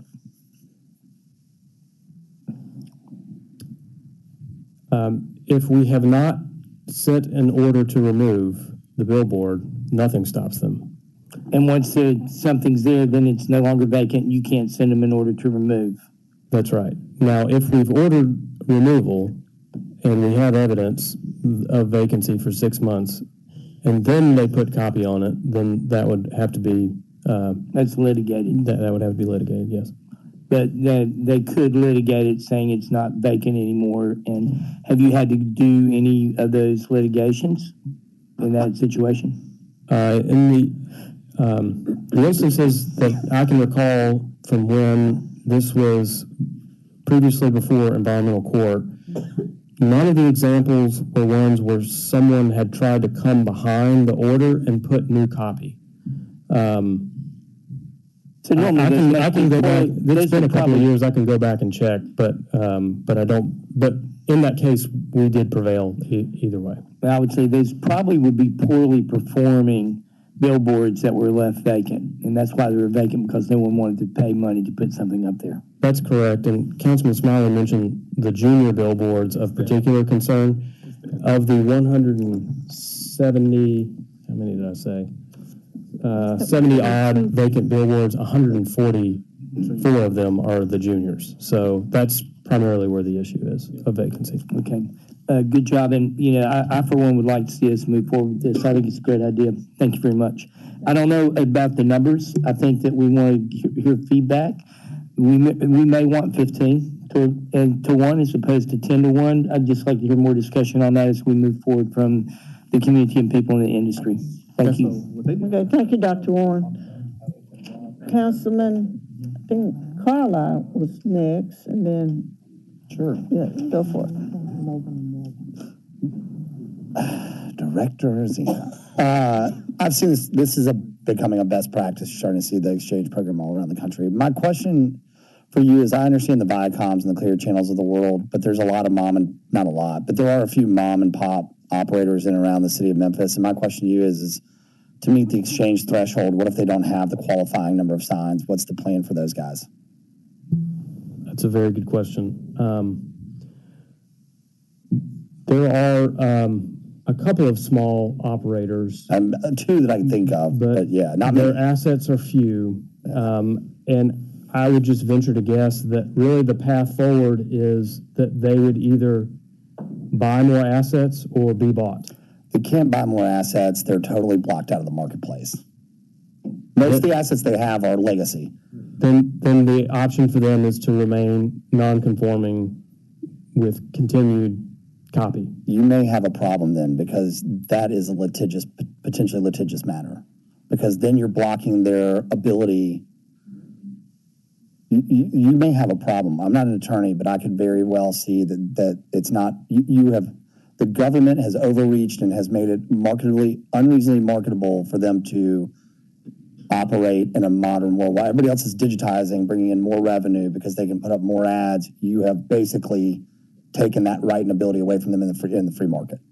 So, and I'm not an expert in state law, but I'm just saying that there's a business case to be made, potentially a legal case. I think what I would say to you is we may want to think about an exemption path forward for those operators. While I can appreciate that, I do want to just remind you that the purpose of the section on nonconformities in the UDC is designed to curtail substantial investment to bring about their eventual elimination. So the fact that they are already nonconformities may be doing what you are expressing now. Possibly. You have the other issue too, which is the law of unintended consequence, right? Where do billboards sit? Where do they sit? On property. Yes. Somebody bought that property. They may have levered debt. They pay taxes on it. They have to take care of it. They have to maintain it. And you take away a revenue stream that services that debt or those property taxes or that insurance. While again, I think we need to proceed with this program, you may end up with a series of blighted properties or turn back to the tax rolls. There are issues I think that need to be thought through if you are successful. Like what happens to the underlying real estate that those signs sit on?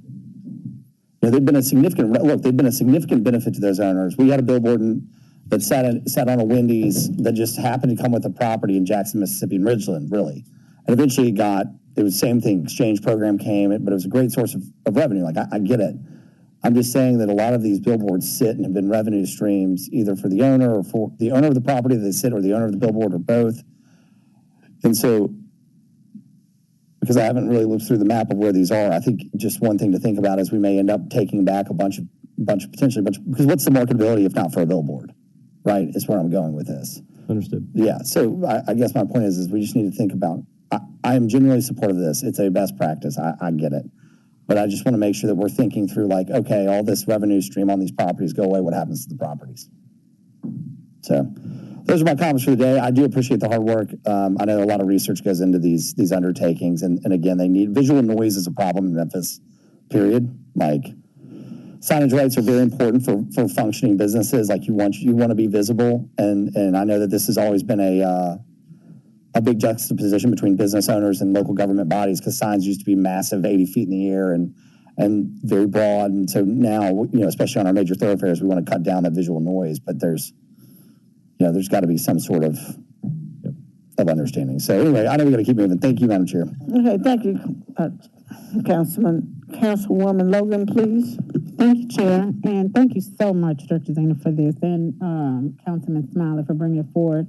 We're all about getting rid of blight and pollution, visual pollution, I would call it. And,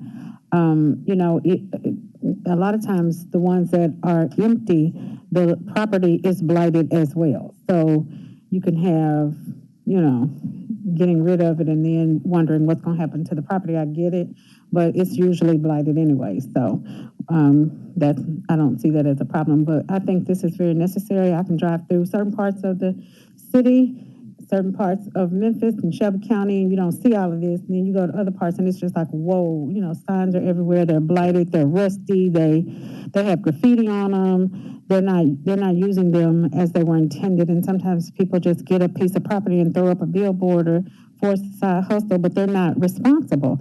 And we really have to make certain that if we have laws on the books, that we follow them. If we're not going to abide by them, the citizens aren't either. And they're just going to disregard our ordinances and things like that. And so I get it, you know, it's a part of marketing, but it's gotten out of hand and it's been unchecked. And we definitely have to continue in this vein. And so I appreciate it. And not only the billboards, but signage in general. It's like signs in the media and signs everywhere. And I know in my district, we have sign patrol. There's a little senior couple, they just go out and make sure that everybody's following the rules because the sign, it's like pollution. So I appreciate it. And yes, there may be some things to tweak here and there, but in essence, the intent is commendable. And again, I thank Councilman Smiley for bringing this forward. And I think it's very necessary. So thank you very much for that. Thank you. You're back, Chair. Okay, thank you, Chair. Excuse me. Councilwoman Logan. Councilman Warren, please. Morgan. Thank you, Madam Chair. How often or how successful we've been in, demolishing or tearing down through the courts non-conforming billboards? Most of the ones that we've been successful in having removed through orders were done through compliance. Very few of the ones that we ordered removed that initially did not comply actually went to court. But we also did not pursue the court option for many of them that were ordered removed. So just roughly how many? I would say our success rate is about 50-50. Okay, and so how many in terms of total? You know, looking at that map with all the dots on it, the orange and the blue ones all over the place, how many of those would you estimate would be considered non-conforming at the moment? Well, so 1,105 of the billboards that we found in our inventory are non-conforming, but of those, 172 are vacant and would be essentially eligible for us to order removed. Now, we would have to go complete field verification to get the 6 months of evidence so that we had a defensible case. But so right now, I would say we've got a universe of 172 that we could begin taking action towards ordering removed. Okay, I get that's a lot of legwork. Would that have to be performed by your office or? Yes, we have a team of zoning inspectors. I didn't know if it could be contracted out. And that's part of their work. Okay. Because I'm a little more radical than most of my colleagues. I try to imagine a world without any billboards, and that makes me much happier than just about anything else I can think of in terms of this issue. And so, if we have so many that are non-conforming, if we have 172 that are vacant, if we, have success, I know the answer to why not pursue them more often in court is that it takes a lot of work. But I'd almost rather see that path than a swap, and then switching to digital billboards that again we'll be dealing with in perpetuity, or at least for the rest of our lives. So that would be my concern, and I would prefer to continue to try to clamp down on those bad actors through legal means and be successful through that, rather than maybe even rewarding them. and allowing their business model to adapt to something that is going to be even longer lasting and more profitable for them. I'd just rather see it go away, and not have to deal with the light pollution either of it. So, thank you for bringing this forward. It's an interesting discussion. I'm glad we're talking about it, and I'm going to be thinking carefully about this ordinance and possibly amendments to it.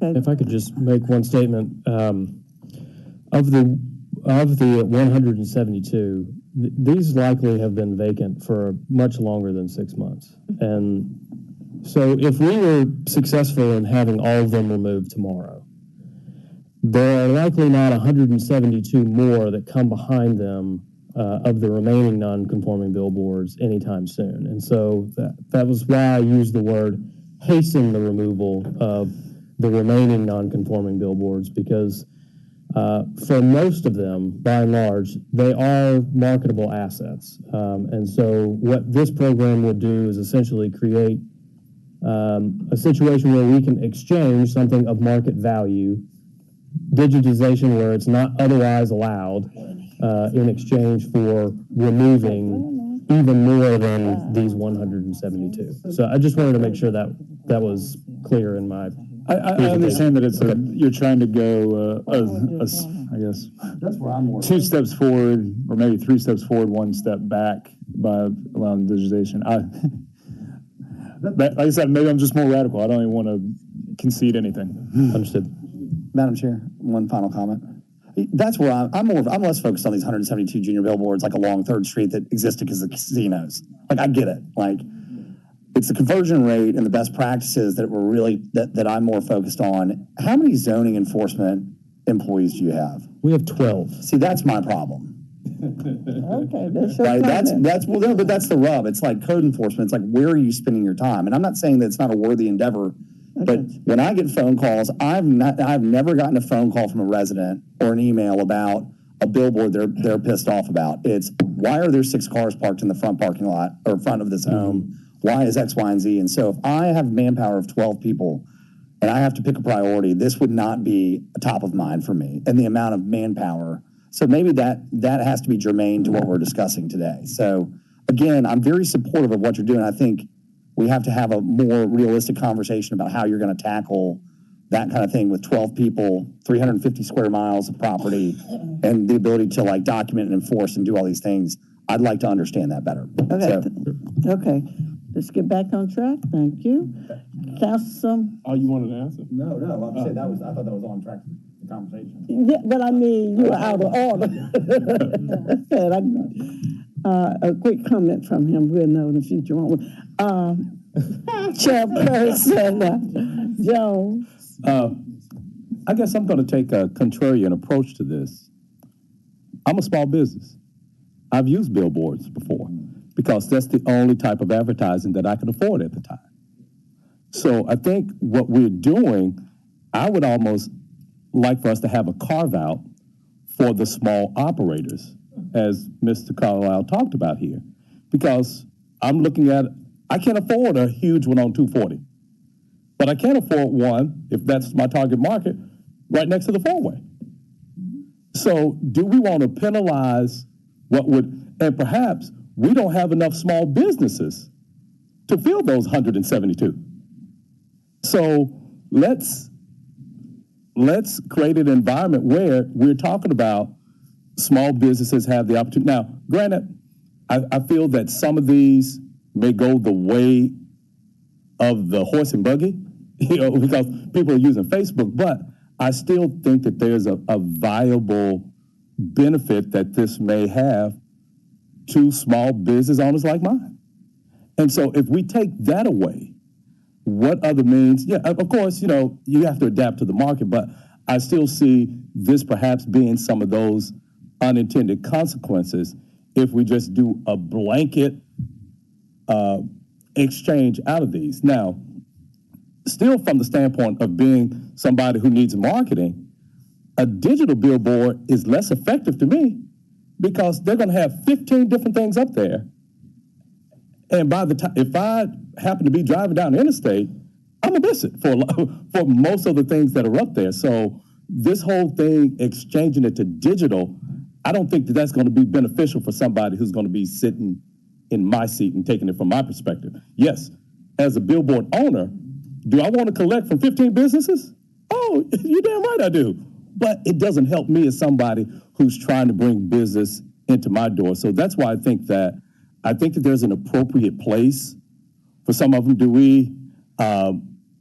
I just think we need to strike some type of balance and look at it from a different perspective and standpoint, especially if we can provide some type of carve out particularly for the small operators. For the big ones, they'll survive because they can digitize. And like I said, they got 10 or a dozen, who knows how many different advertisers they can have on one billboard from a digital standpoint. That's more money for them, but I'm just thinking about it from a small business opportunity, the small business operators as the owners, as well as those who would be utilizing those services. And yeah, there are 172 that are not being utilized. Thank you, Chairman. Councilwoman Robinson? You'd like to ask a quick follow-up question? Yes. What you mean by carve-out? To essentially say that we can, for a small operator, we can provide some type of exception. If you would, you can remain in nonconformity, or we're not going to enforce you to shut down your billboard. And that would remain as a part of this. The exchange would be an optional program added to the Unified Development Code to give the opportunity for otherwise non-conforming billboards that can't digitize to be able to digitize in exchange for removal of so many billboards. But if the mom and pop billboard just wanted to remain non-conforming, in existence, moving forward, the Unified Development Code would allow that, again, so long as it didn't go vacant for 6 months. Well, but even, like I said, even if it does go vacant for 6 months, to me, that's less of an issue. Like you said, we're not going to get calls to basically say, hey, I need this billboard to come down because it's been vacant for 7 months. I don't think we're going to have that. And do we have the code enforcement officers to enforce it, even if it's 12 months that it's been vacant? Because I still say that the law firm of J.B. Smiley may not be able to, probably can, but may not be able to afford the big ones. That's Smiley Associates. Okay, thank you, Chairman, for those comments. It's obvious that we're going to need a lot more work on this particular item. In the meantime, Chair, Councilwoman Robinson will recognize. And we're way behind, colleagues, so. Yes, that's what I'm trying. I just had one question. Do we use satellite technology? You don't need but one person to sit at a computer and find out what's going on with those billboards, and they have it set up in blocks of time, and you can do six months in 10 minutes.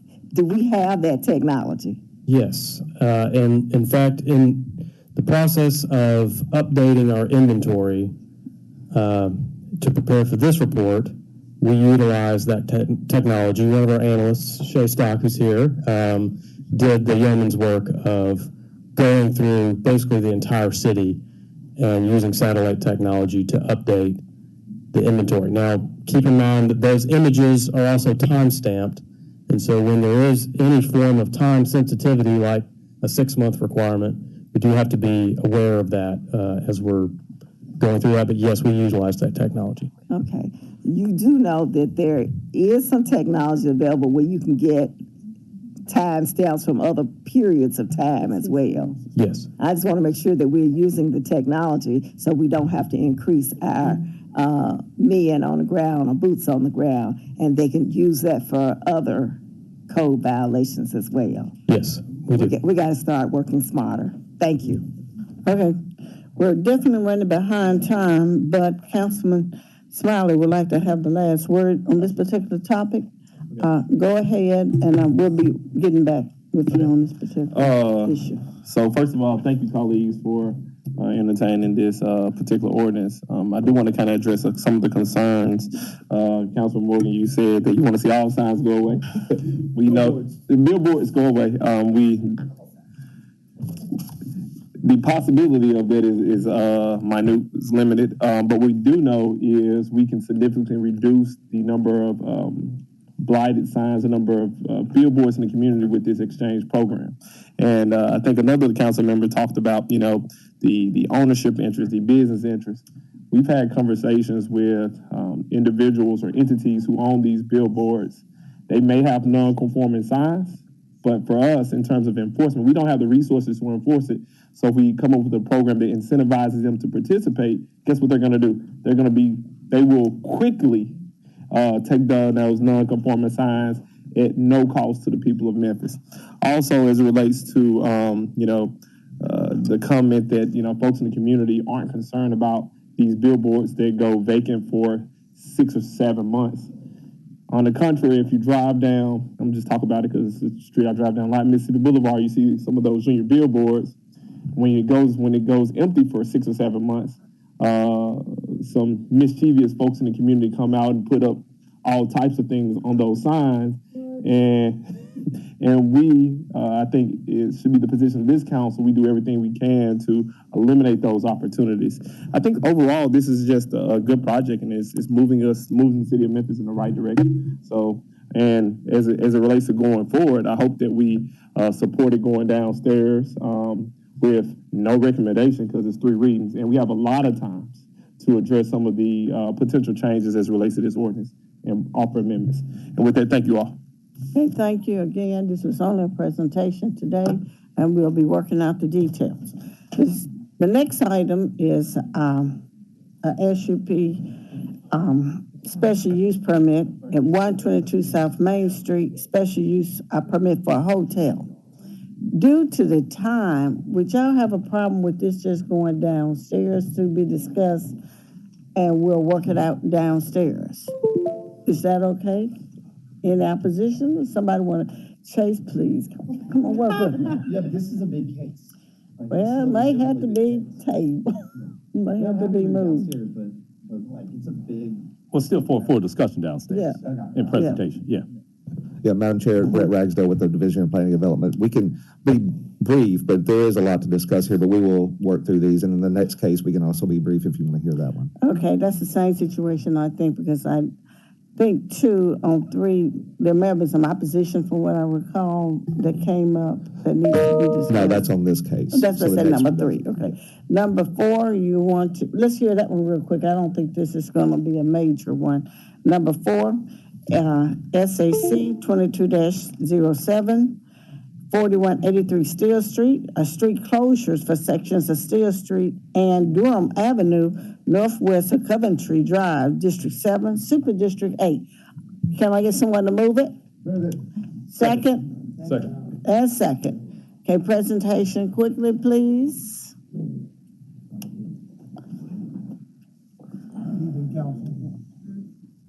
Good evening, council. Give me a second, just want to pull it up.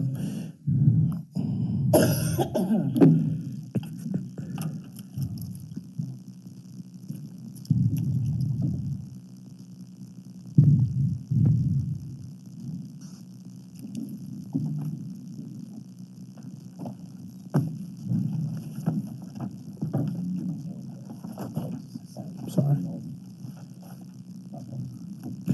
Now that's coming up, right? So as Councilwoman Johnson has said, this is just a request for a closing to vacate sections of the Steele Street and the intersection of Steele Street and Durham Drive. And it'll begin with Steele and Coventry and then Durham and Argonne Street. So it's at 4183 Steele Street. And the applicant is Ampro Industries. Yeah, no problem.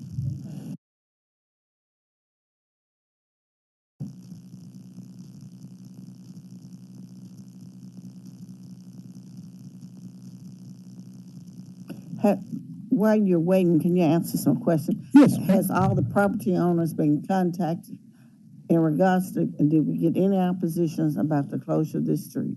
So, no, we didn't get any opposition in person. We did get a letter that was sent to Land Use Control Board, but no one actually came to the meeting, and they were told, instructed to come, and no one came, so.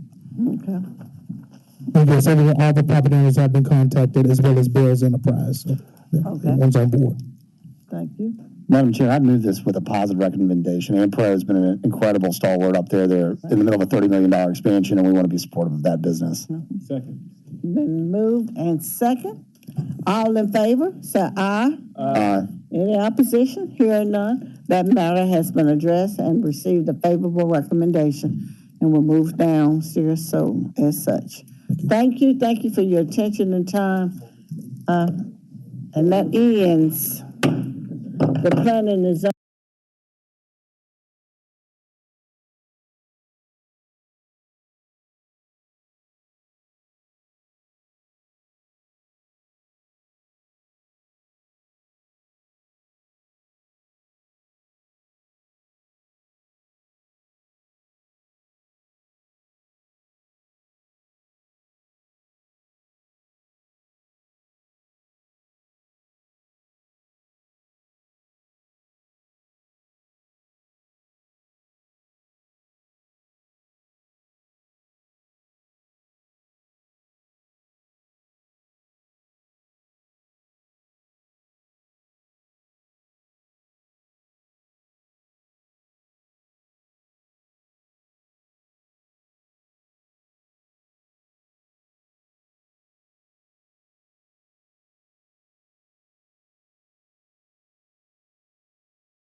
It's 2:41. I call the Public Works, Solid Waste, and General Service Committee to order. You have 9 items on the agenda. Mayor, to keep me know what to do.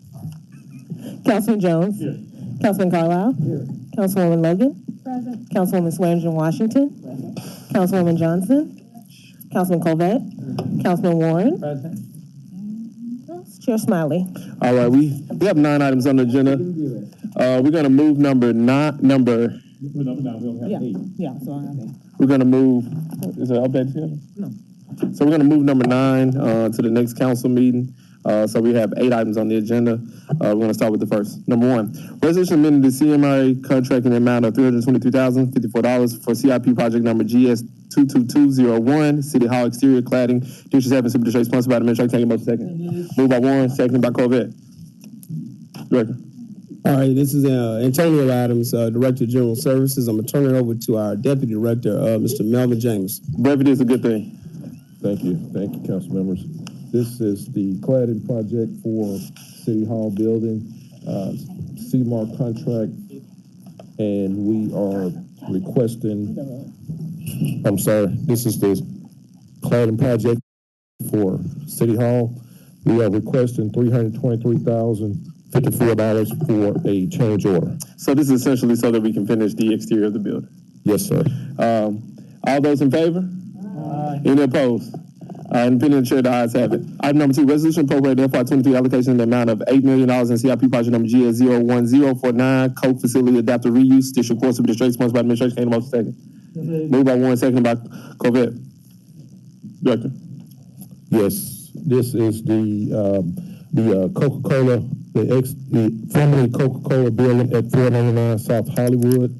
We are doing the renovation of the project. This was just to appropriate the money that was already approved in the allocation. So the council has just discussed this project multiple times. If you need a reintroduction to this project, I encourage you to get with General Service to discuss this issue. All those in favor? Aye. Any opposed? It's an opinion of the chair that the ayes have. Item number 3, resolution approving the sale of city-owned property known as 1498 F1 Avenue, Memphis, Tennessee 38106, parcel ID 048016000019, the amount of $1,500, District 4, Super District 8, sponsored by the administration. Moved by Warren, seconded by Corvette. Did anyone talk to the District 4 council member about this project? We sent an email to the District 4 council member, yes. District 4 council member have any issues with this project? Brief presentation. Yes, Carlton Osborne, City of Memphis Real Estate. This is basically a request from the adjoining property owner to acquire this particular piece of land to expand their property and maybe do some renovations or build a parking lot. All right. All those in favor? Aye. Any opposed? It's the opinion of the chair that the ayes have. Item number 4, Resolution approving the sale of city-owned property known as 1557 Florida Street, Memphis, Tennessee, parcel ID number 035079000013 in the amount of $600. District 6, Super District 8. I hope someone spoke to Councilman Ford, sponsored by the administration. Moved by Warren, seconded by Corvette. We did send an email to the council members, analysts, and him himself. This is basically the Holy Body of Christ Church, which is the adjacent property owner who's requesting the purchase of that property. They've been taking care of it for years, and they want to expand their property and add to their parking. Absolutely. Any questions on this item? Seeing there are none, all those in favor? Aye. Any opposed? All right, it's opinion show that the ayes have it. Item number 5, resolution requesting the approval of transfer of 13.63 acre parcel number 093500000258 to the Memphis Shelby County Board of Education, District 3, Super District 8, sponsored by the administration. Can I get a motion? Second, moved by Warren, seconded by Corvette. This is another one of those properties regarding the transfer of properties to Shelby County Schools, where the city owns the land, and we're transferring a portion of it over to Memphis Shelby County School. And this particular property is at Wind Ridge Elementary School, and it's been subdivided. And we submitted the plat to the registrar's office to subdivide the plot. Now the next step is to deed that particular portion over to the school board, Memphis Shelby County School Board. Any questions on this item? It appears that all hearts and minds are clear. All those in favor? Aye. Any opposed? It's the opinion of the chair that the ayes have it. Item number 6, resolution to transfer and appropriate construction funds in the amount of $169,404.40 to fund drainage improvement near St. Elmo and Argonaut Streets, project number ST03224, St. Elmo Drainage Improvement, District 7, Super District 8, sponsored by the administration. Can I get a motion? Second, moved by Warren, seconded by Corvette. Connect, talk to us. I'm moving so fast, I know. Robert Connect, Public Works Director, City of Memphis. Hold on 1 second, I apologize. Well, while Director Connect, does any of the council members have any questions about this project before he gets? All right, we're waiting on you, and I'm assuming we had a conversation with Councilwoman Issa Thomas? No, we did not have a conversation with Councilwoman Issa Not to Thomas. my knowledge, I'm sorry, no. Well, Councilwoman Issa Thomas, you can hear me, and I would love for you to come chime in. If not, we're gonna move forward. Go ahead, Director. Yes, sir. So, as you can imagine, we have a lot of drainage infrastructure as part of our responsibility to maintain and ensure it's functioning properly, and also to make various improvements under our stormwater fund, one of our utilities. We obviously do various improvements from time to time, and this is one of those situations where we have to make a drainage improvement near St. Elmo and Argonne Streets. This project was bid, and Farrell Paving was a low bidder. They have a minority goal of 28%. They are going to meet the 24% minority MBE goal through Davis and Davis, and they are going to meet the 4% WE goal through Airfield. Again, it's a drainage improvement project funded by Stormwater Fund to help mitigate flooding and/or drainage issues that are affecting that vicinity. Any questions from the council members? It appears that all hearts and minds are clear. All those in favor? Aye. Any opposed? All right, it's the opinion of the chair that the ayes have it. Item number 7, resolution to transfer and appropriate construction funds in the amount of $668,735.61 to fund the drainage repairs of Mill Avenue between North Front Street and North Main Street, project number ST03225, Mill Avenue, drainage replacement, District 7, Super District 8, sponsored by the administration. Can I get a motion? Second, moved by Warren, seconded by Corvette. Director. Again, thank you, Robert Kennedy, Public Works Director. Again, similar situation. Obviously, this is a different cost. This is the fund drainage repairs on Mill Avenue between Front and Main. Farrell Paving was the lowest bidder. They had a goal of, 42%, and they exceeded that goal. But they have identified Davis and Davis as their MBE at 40.5%, and the WBE is GCM at 5.76%. All right, any questions by this particular body? Appears all hearts and minds clear. All those in favor? Aye. Any opposed? All right, this is the opinion of the chair that the ayes have it. Last and final item, number 8 is amended. The request is slightly different. Item number 8, Resolution providing grant funds from the City of Memphis Public Works Division to Hospitality Hub in the amended amount of $950,000 for work. Is it 500?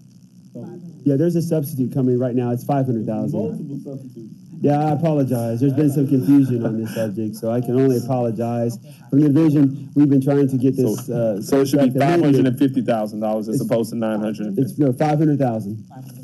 So go back to this one. Yeah. Yes, all right. please, I'm sorry. So apologize to those listening. It's been a minute again to read a resolution providing grant. Hold on one second, because Chief Ford is giving us some more information. Yeah, she wants to make sure we're clear on the one you're getting is a one-year agreement. So please make sure you're utilizing the existing resolution that was as originally submitted for 500,000. So I'm just reading the same thing. All right. Yeah, we can toss the 951. Not today. Okay. All right. Okay.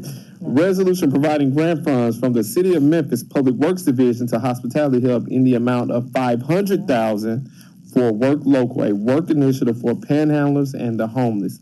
All council districts sponsored by the administration. I will note there is a request for same 9 minutes, moved by Warren, seconded by Janice Swearingen Washington. Welcome to the council. I love to say that. All right.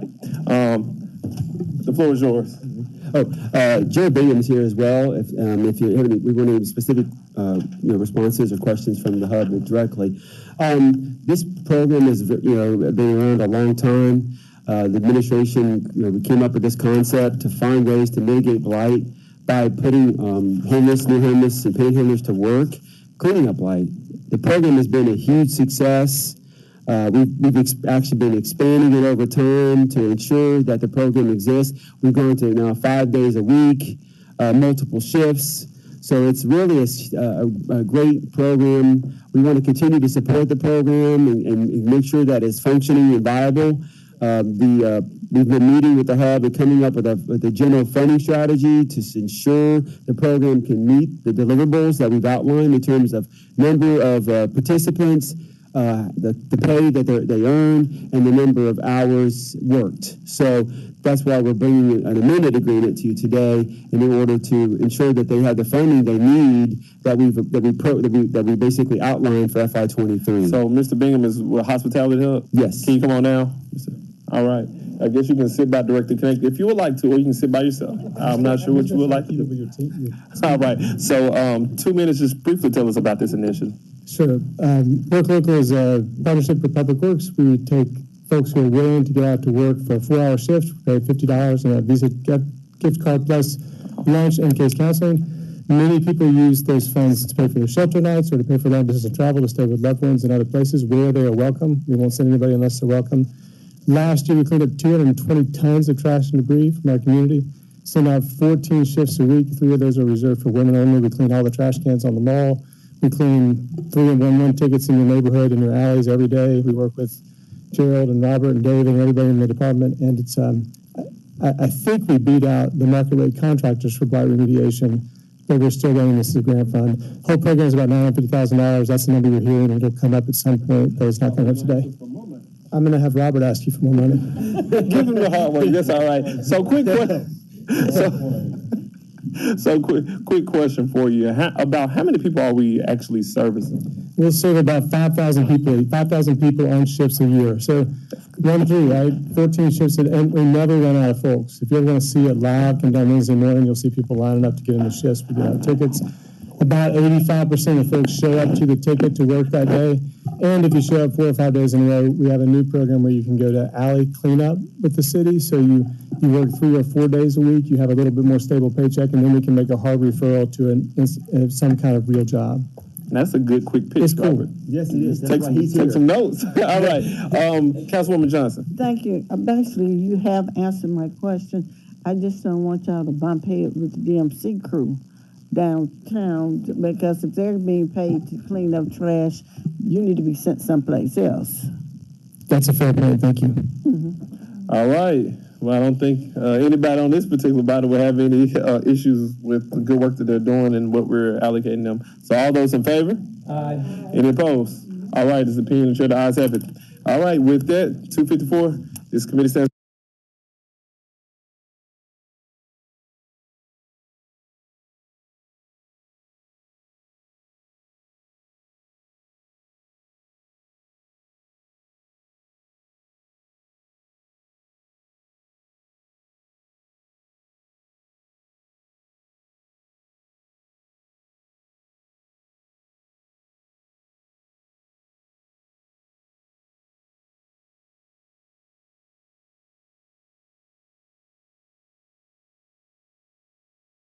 for roll call. Councilwoman Johnson. Here. Councilman Canali. Councilwoman Robinson. Councilman Colvett. Councilman Smiley. I'm here. And Vice Chair Warren. Vice Chair Warren. And I'm here also. We have 3 items on our agenda, council members. Item number 1 is the appointment of Memphis Area Transit Authority, Sarah Burnett, all council districts, requested by administration. I need a move it. And a second.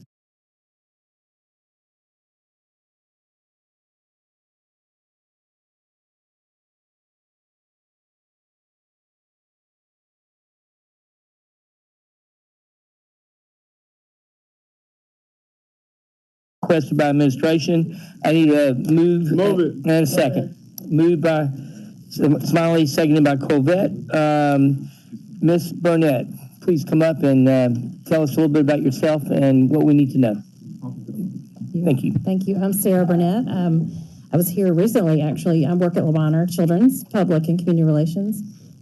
Excited and honored to be here today to be considered. Thank you. Any council members have questions? If not, all those in favor of this appointment, please say aye. Any opposed? The ayes have it. And Ms. Burnett, thank you for your service. Item number 2 is a joint appointment to the Memphis and Shelby County Sports Authority, Alan G. Crone, all council districts, requested by administration. Moved by Smiley, seconded by Colvett. Mr. Crone, please come up and state your name, and Chair Easter Thomas, you want your chair? Alan Crone, 2826 Lombardi. It's good to see everybody. Good to be back at City Hall. I'm looking forward to serving on the Sports Authority. I appreciate the mayor's appointment, and I would appreciate your vote. Any colleagues on this item? Oh, sorry. Okay. All right, let's call this for a vote. All those in favor? Any opposed? All right, thank you, Mr. Crone. Thank you. Good to see y'all. Didn't stay away. He just loves it. He just loves doing it. Like a moth to the flame. Item number 3, appointment administrative judge for municipal court for the city of Memphis. Judge, hold on, I ain't done. City of Memphis, Judge Jane Chandler, all council districts, requested by administration. I'm moving now. Motion by Smiley. Second by Swearingen Washington. Well, welcome, Judge Chandler. Would you like to say any word? We'll give your name, address, and any words you'd like to share. Thank you very much. I'm Jane Chandler. My address is 461 Tennessee Street, Memphis, Tennessee, 38103. And I also want to thank the mayor for his trust, and also the people for their trust in electing me 5 times. So I appreciate that, and I appreciate the opportunity to be before you.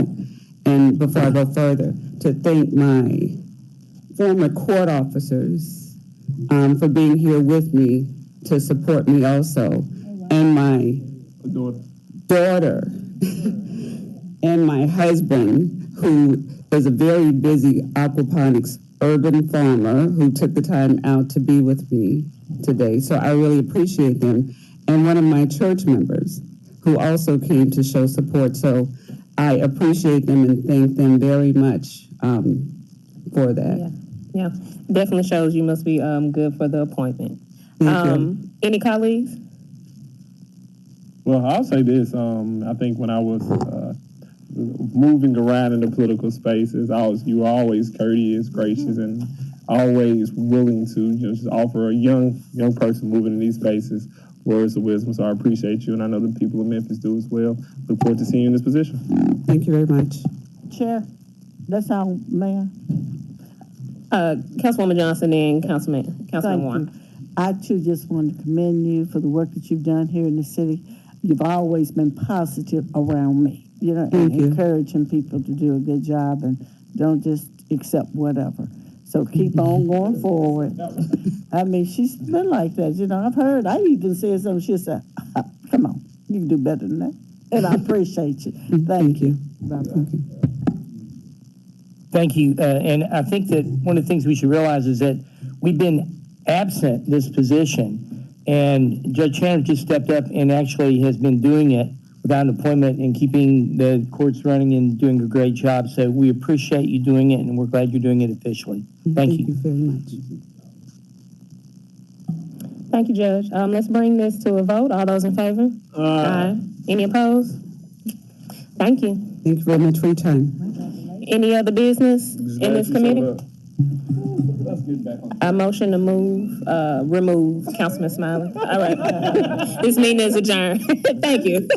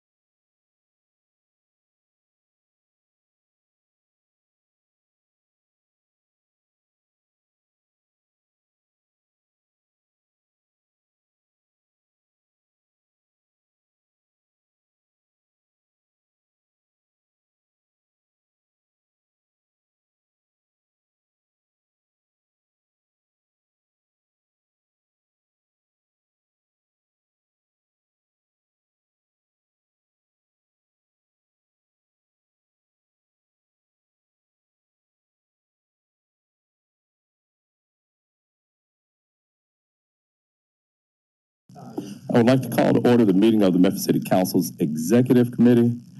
Ms. Owens, would you please call the roll? Councilman Carlisle. Here. Councilwoman Easter Thomas. Councilwoman Swearingen Washington. Here. Councilman Smiley. Here. Councilman Warren. Present. Councilwoman Robinson. Present. Councilman Covette. Here. Councilwoman Johnson. Here. Chair Jones. Present. Colleagues, we have a couple of items to add to executive and add to our agenda for this evening. So, number one, the first thing is going to be a supplemental adopting ordinance that has been introduced for items number 2 and 3 in the Public Services Committee. I will read the captions into the record. Bear with me. This item will be up for the first reading at the January 10th meeting and back in the Public Services Committee for discussion. So that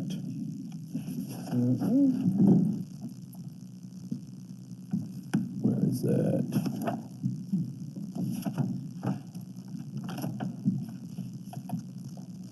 Okay, so that's ordinance to replace and amend section 6-32, Article 6 of City of Memphis Code of Ordinances regarding horse-drawn carriages. All council districts sponsored by the administration, and a companion to that is ordinance to replace. Items number 2 and 3. Ordinance to replace and amend section 8 of City of Memphis Code of Ordinances regarding animals. All council districts sponsored by the administration. So, Ms. Carlisle, were you going to talk about this any? Did you want to? No, sir. It's my understanding. Microphone, please. Yep. Sorry. It's my understanding these were changes made by council attorney, who is here. Okay. Perfect. Yeah, I'll address that.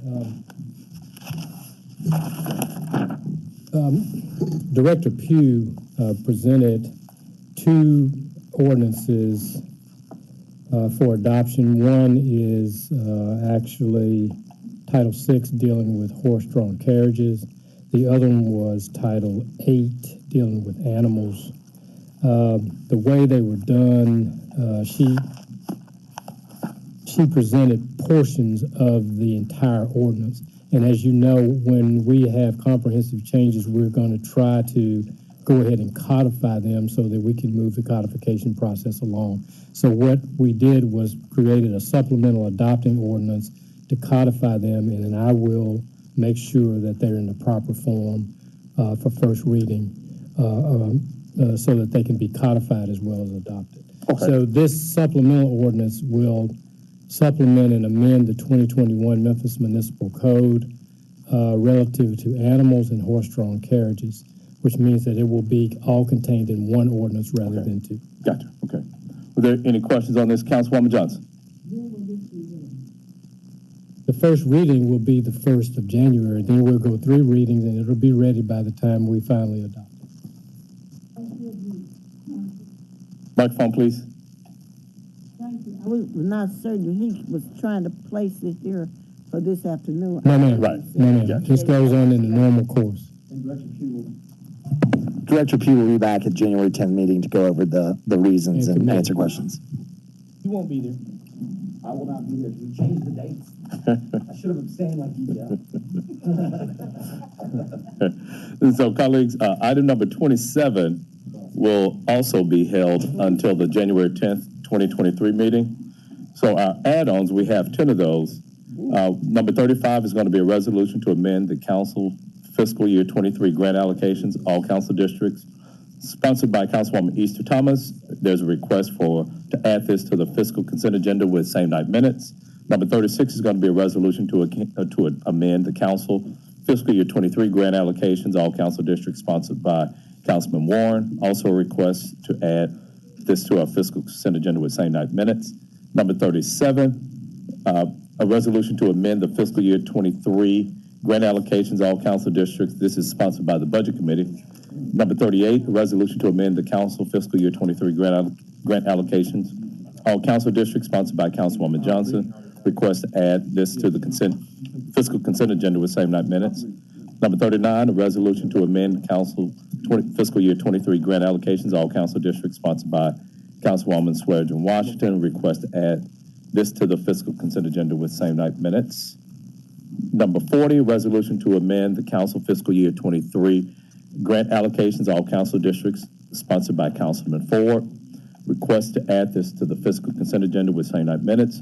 Resolution to amend the fiscal year 23 grant allocations, all council districts, sponsored by Councilman Smiley. Request to add this to the fiscal consent agenda with same night minutes.